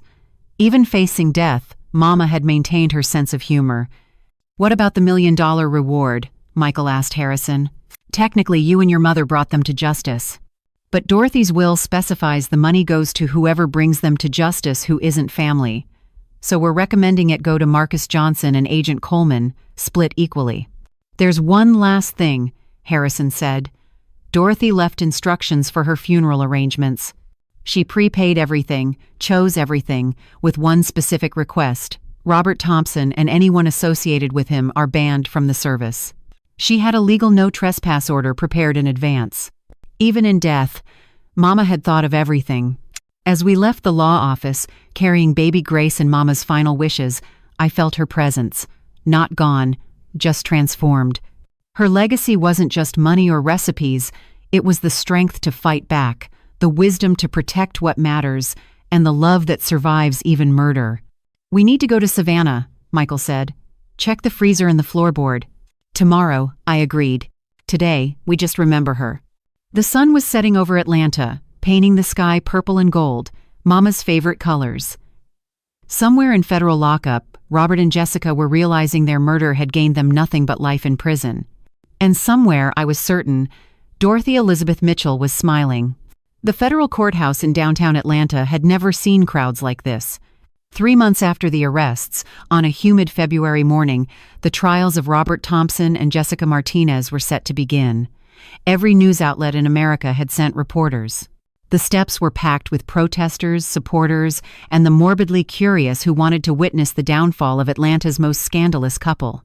I stood between Michael and Judge Williams, baby Grace sleeping in her carrier, as we pushed through the mob. Reporters shouted questions that blurred into white noise. All I could focus on was the door to courtroom 7, where justice would finally begin. "Mrs. Thompson, how does it feel knowing your husband will likely die in prison?" someone yelled. "Margaret, will you raise the baby?" another called. I didn't answer. Mama had taught me that dignity meant knowing when to speak and when to let silence do the talking. Inside, the courtroom was packed to capacity. The prosecution team, led by Assistant U.S. Attorney Rebecca Sterling, had arranged our seats directly behind their table. Across the aisle sat Robert's defense team, 3 expensive suits his frozen assets couldn't actually pay for. The court had appointed them when his private attorneys abandoned him after seeing the evidence. "All rise," the bailiff announced. The Honorable Judge Martin Harrison presiding. Judge Harrison, a 70-year-old veteran with steel-gray hair and eyes that had seen every type of evil, took his seat. He looked at the defense table, empty of defendants. "Bring in the accused," he ordered. The side door opened.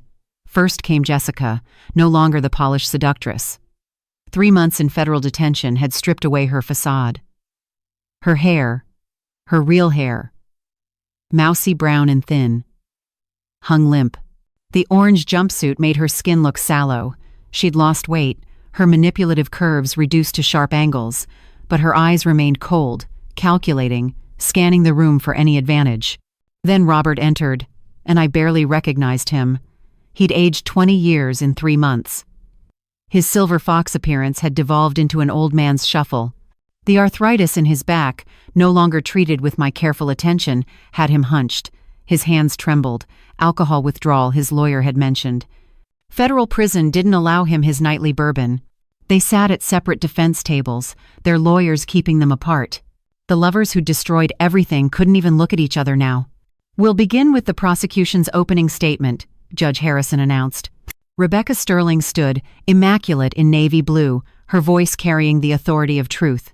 "Your Honor, the United States will prove that Jessica Elena Martinez, also known as Jennifer Patterson and 12 other aliases, systematically murdered 17 people over 14 years, including Dorothy Elizabeth Mitchell. We will prove that Robert James Thompson, trusted husband and father, conspired in this murder for financial gain, betraying 46 years of marriage and the basic bonds of human decency." She clicked a remote, and Mama's photo appeared on the screen. Not a formal portrait, but the picture from last Easter, her laughing at Michael's joke, surrounded by the family she'd thought she could trust. Dorothy Mitchell was 74 years old, a mother, grandmother, entrepreneur. She built a restaurant empire from nothing, raised a daughter who expanded it into a $20 million business. She survived cancer twice, buried her husband with dignity, and faced her final illness with courage. She deserved to die peacefully, surrounded by love. Instead, she was murdered by the 2 people besides her daughter that she should have been able to trust most, her son-in-law and the woman her grandson had married. Several jurors were already wiping their eyes. Sterling continued, methodically laying out the evidence: the forged will, the morphine overdoses, the recorded confessions, the plan to murder me next. With each piece of evidence, Robert sank lower in his chair. Jessica, however, sat straight, almost proud, as if being accused of 17 murders was an achievement. "The defense will try to paint Jessica Martinez as a victim," Sterling said, her voice hardening. "A troubled young woman manipulated by an older man. Don't believe it. The evidence will show she's a predator who has been killing since age 14. She doesn't deserve your sympathy. She deserves your justice." Jessica's lawyer stood for his opening. Thomas Bryant was young, ambitious, clearly seeing this case as his pathway to fame despite its hopelessness. "Ladies and gentlemen, Jessica Martinez admits to the affairs. She admits to the lies about her identity.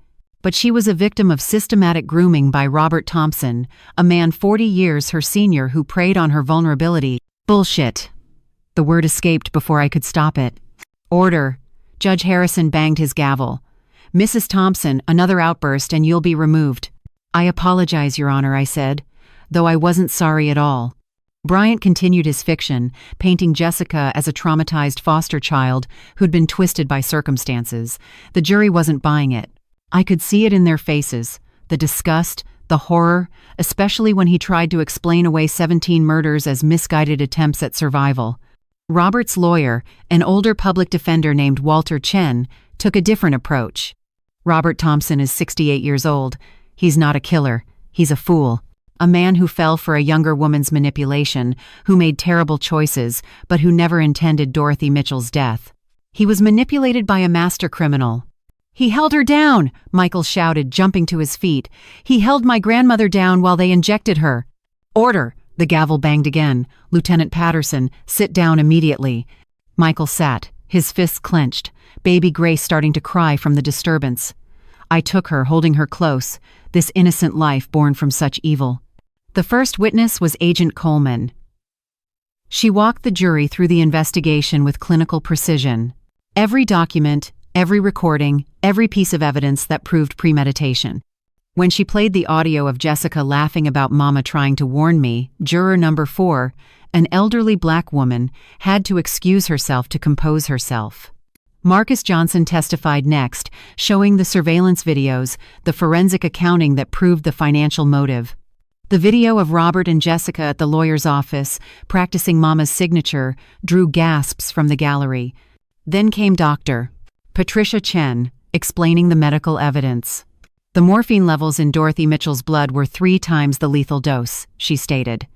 "This wasn't euthanasia or mercy. This was murder, plain and simple.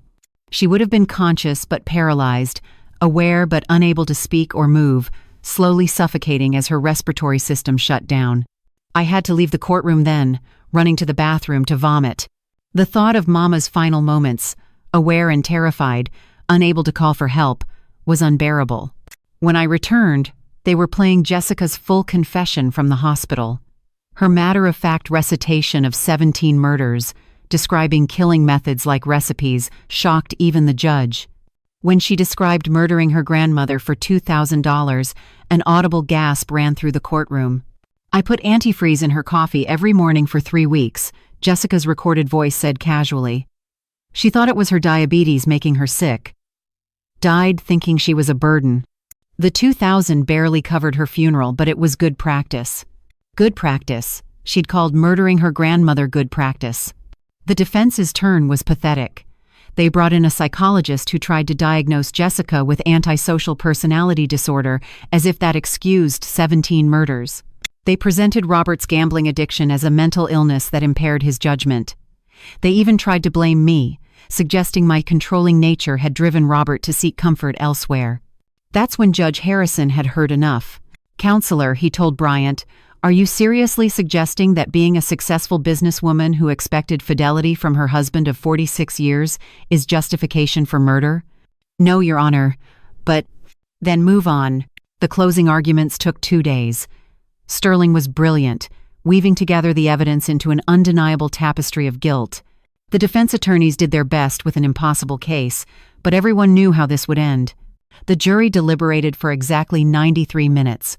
On the charge of murder in the first degree of Dorothy Elizabeth Mitchell, we find Jessica Elena Martinez guilty. If this part touched something deep inside you, hit that like button so I know it reached you. Do you see your own reflection in this character's journey? Tell me in the comments your story might just inspire someone else. On the charge of murder in the first degree of Dorothy Elizabeth Mitchell, we find Robert James Thompson guilty. They continued through all charges. Guilty, guilty, guilty. 17 counts of murder for Jessica. Conspiracy, fraud, attempted murder for both. The word guilty rang out 47 times, each one a bell tolling for justice. Jessica smiled as the verdicts were read, that cold reptilian smile I'd first seen at Michael's wedding. Robert wept, his shoulders shaking, finally understanding that his gambling had cost him everything. Not just money, but his freedom, his family, his soul. Judge Harrison's voice was firm as he delivered the sentences. Jessica Elena Martinez, for 17 counts of premeditated murder, This court sentences you to 17 consecutive life sentences without the possibility of parole. 17 life sentences. She'd die in a concrete cage, never tasting freedom again. Robert James Thompson, for murder in the first degree and conspiracy to commit murder, this court sentences you to life in prison with the possibility of parole after 25 years. Robert would be 93 before he could even apply for parole. He'd die in prison, alone and forgotten. As they were led away in shackles, Jessica turned to me one last time. "Take care of my daughter," she said. And for the first time I heard something that might have been genuine emotion. "She's not your daughter anymore," I said firmly. "She's my granddaughter, and she'll never know your name." The courtroom erupted as they were taken away. Reporters, supporters, everyone talking at once. But I just sat there holding baby Grace, feeling Mama's presence in that moment of justice. "It's over, Mama," I whispered. "They'll never hurt anyone again." Outside, Atlanta's February sun broke through the clouds, warming my face like Mama's smile. Justice had been served. 6 months after the trial ended, I stood in the ruins of Southern Comfort Kitchen's flagship location on Peachtree Street. The smoke damage from Jessica's arson attempt had been extensive, but the bones of the building, like the bones of our family, had survived.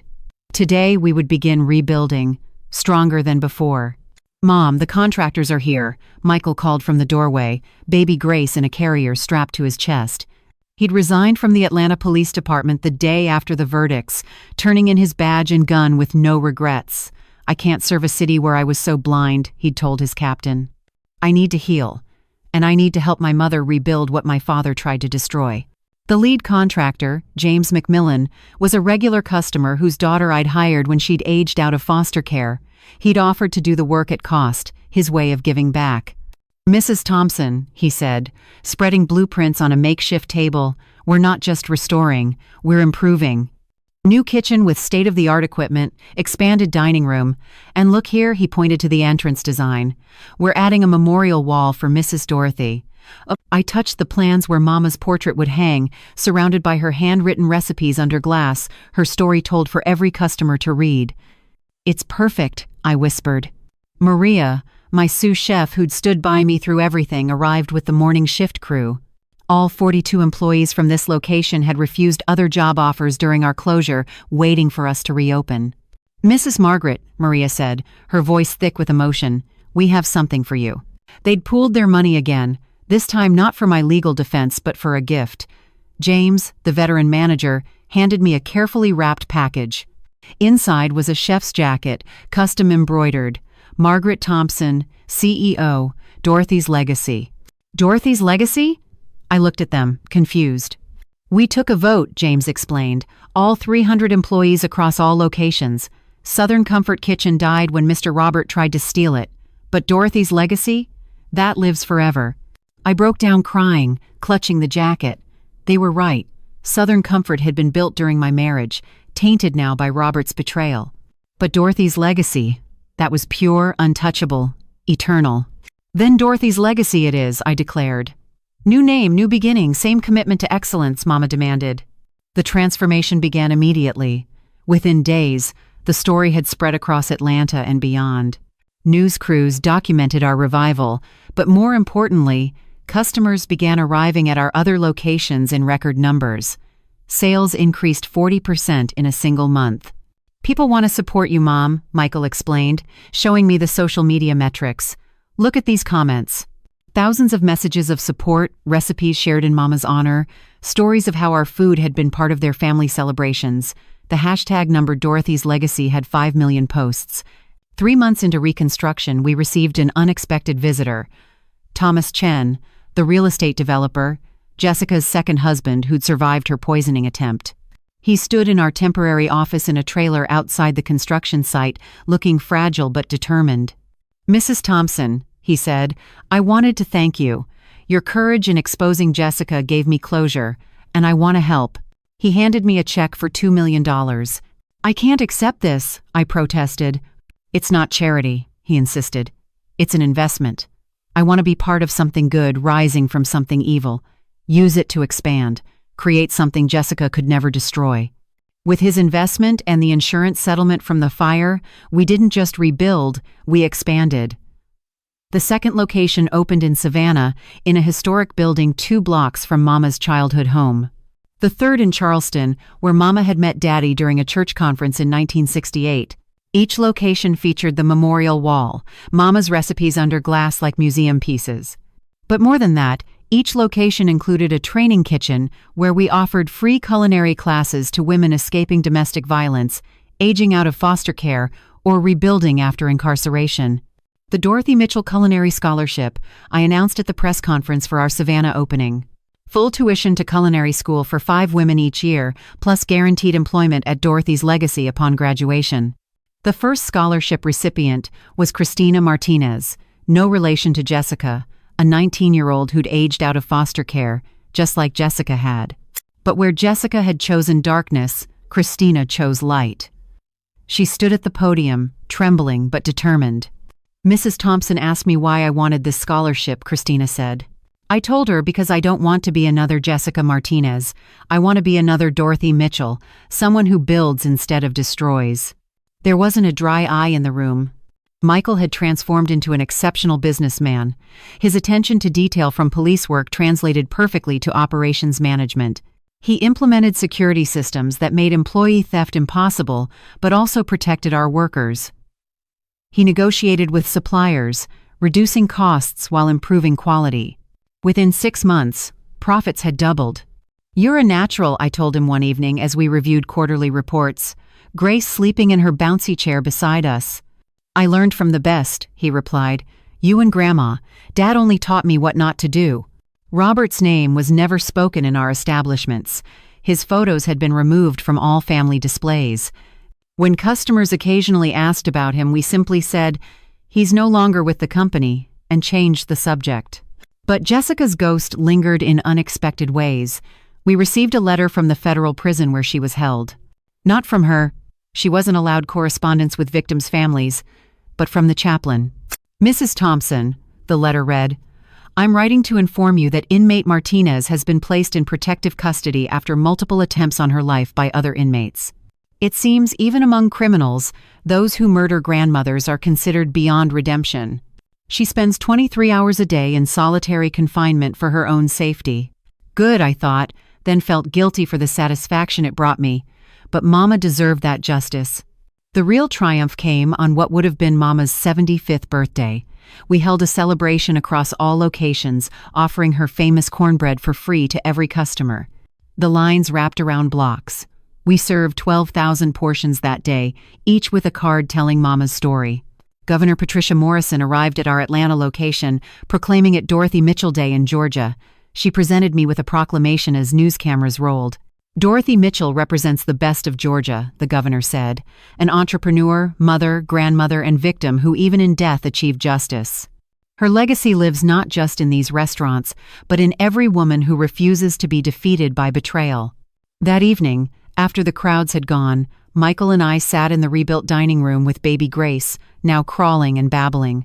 The memorial wall glowed under soft lights, Mama's portrait seeming to watch over us. "We did it, Mom," Michael said quietly. "We rebuilt everything they tried to destroy." "No," I corrected, watching Grace play with a wooden spoon, the same type Mama had let me teeth on as a baby.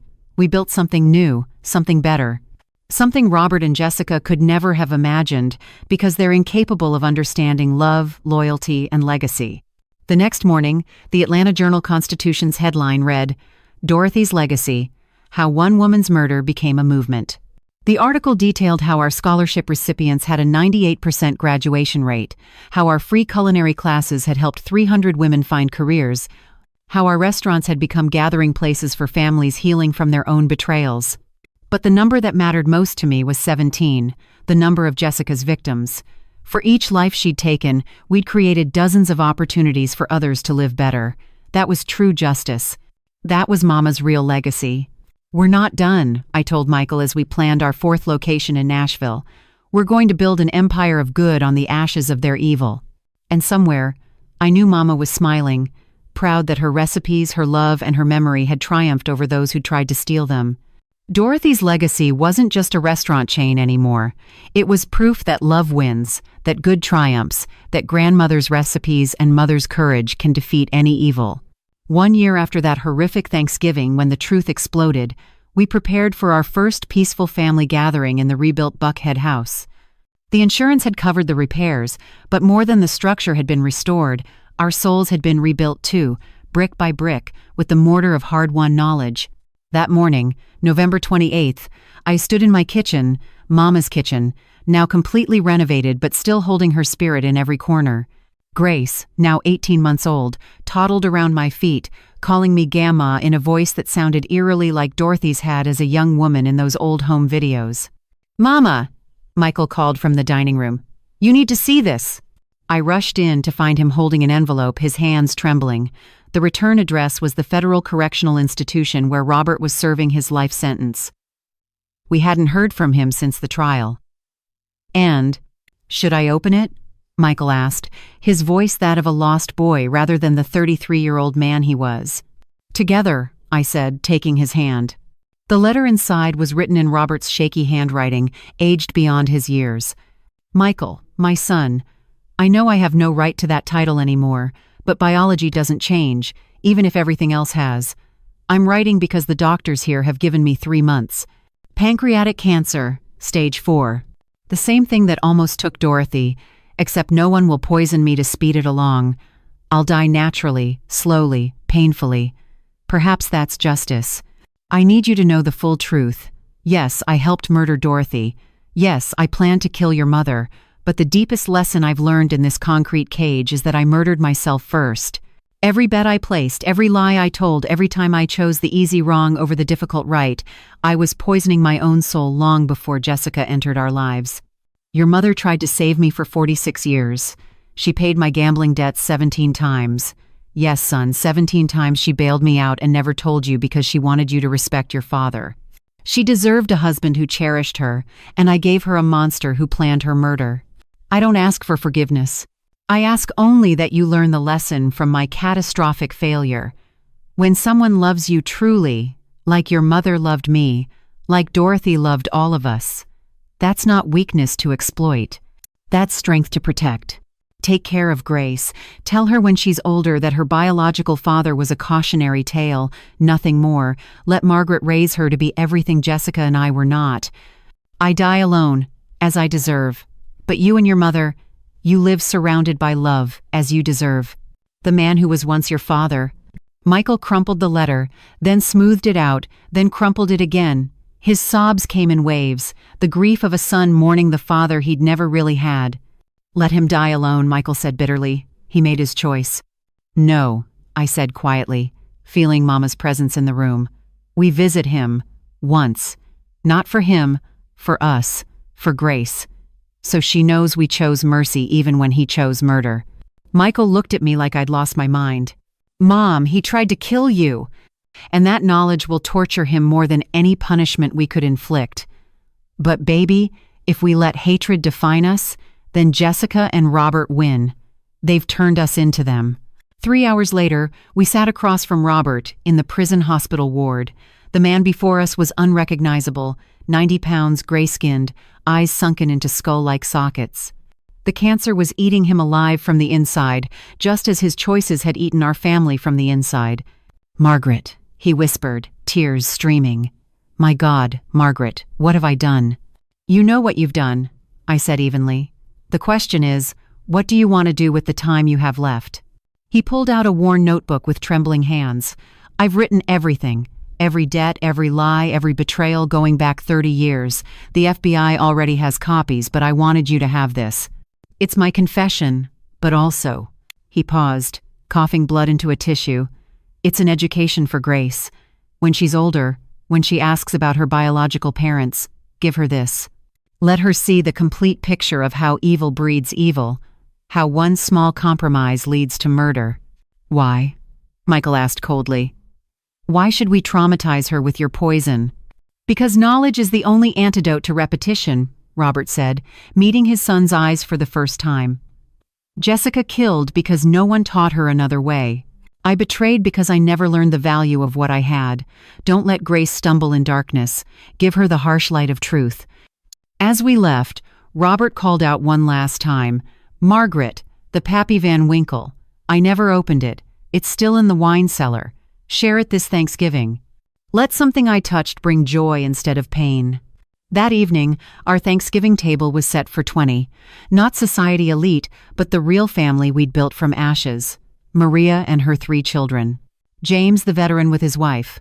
Christina, our first scholarship recipient, who just won Atlanta's Young Chef Award. Marcus and Agent Coleman, now engaged, who'd found love while seeking justice. Judge Williams. Mrs. Chen. All the people who'd stood by us when our world exploded. Michael raised a glass of that 23-year-old bourbon, Robert's last gift, maybe his only pure one. To Grandma Dorothy, he began, his voice strong, who taught us that recipes are love made tangible. To Mom, who showed us that strength isn't the absence of pain but the courage to transform it into purpose.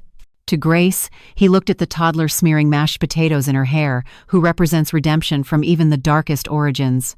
And to the lesson that suffering can teach, we are not our worst moments, we are what we choose to do next. Amen, everyone chorused, and we drank the bourbon that had been bought to celebrate Mama's murder, now repurposed to celebrate her legacy. Christina stood next, trembling. Mrs. Thompson saved me from becoming another Jessica. The education she provided, the chance she gave me, that's how we break cycles. That's how we defeat evil. Not with revenge, but with relentless goodness. As we ate Mama's recipes, prepared by hands she'd never trained but spirits she'd inspired, I realized this was the true victory. Not the convictions, not the recovered money, not even the growing business empire. It was this table, these people, this choice to transform poison into medicine. Mom, Michael said quietly as we cleared dishes, Grace asleep in his arms. Dad will die any day now. How do you feel?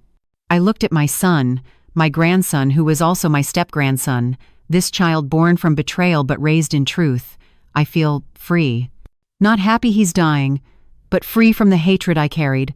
The education his betrayal gave me, that my capacity to love was never the weakness he thought it was. It was the strength that survived him. 3 weeks later, Robert died alone at 2:14 a.m. on a cold December morning. The prison chaplain said his last words were, "I'm sorry, Dorothy." We didn't attend the funeral. There wasn't one. He was cremated, and his ashes scattered by the state, as unclaimed remains. Jessica remains in solitary confinement, 23 hours a day for the rest of her life. The other inmates have made clear that child killers and grandmother murderers don't survive in general population. Her beauty gone, her manipulations useless, she exists in a concrete box smaller than Mama's closet. The ultimate irony, she who craved luxury and attention now has neither, forever. But we don't think about them anymore. We think about the future. The 15 restaurants now operating under Dorothy's legacy. The 143 women who've graduated from our culinary education program. The $5 million raised for domestic violence shelters through our charity dinners. Grace will grow up knowing the truth, all of it. The evil that created her, the love that saved her, the choice that defines her. She'll have Mama's recipes and my business knowledge, and Michael's protective love. She'll have the one thing Jessica never had and Robert threw away, a family that chooses each other every single day. Dear viewers of Voices of Auntie Rose, this story of betrayal and redemption asks us, what lessons do we carry from our own wounds? How do we transform poison into medicine? When facing unimaginable betrayal, do we become bitter or better? I hope you found meaning in Margaret's journey. Her story reminds us that the greatest revenge against those who try to destroy us is to build something beautiful from the ruins. The knowledge that love wins, that good triumphs, that grandmother's recipes can outlive their killers, this is the education we all need. What did you feel watching Margaret's triumph? Have you faced betrayal that seemed unsurvivable? Share your thoughts in the comments below. Your story might be the hope someone else needs to hear today. Please subscribe to Voices of Auntie Rose, hit that like button, and share this video with anyone who needs reminders that they can survive anything. Every day, we bring you stories that inspire, educate, and transform pain into power. To everyone watching, I wish you health that sustains you, joy that surprises you, and love that never betrays you. May your tables be full of genuine family, whether born or chosen. May your mother's recipes bring comfort and your own choices bring peace. Thank you for sharing this journey with us. Until we meet again in tomorrow's video, remember, you are stronger than any betrayal, worthier than any rejection, and more valuable than anyone who couldn't see your worth. This is Voices of Auntie Rose, signing off with love and respect. Take care of yourselves and each other. Goodbye for now, and see you in the next video.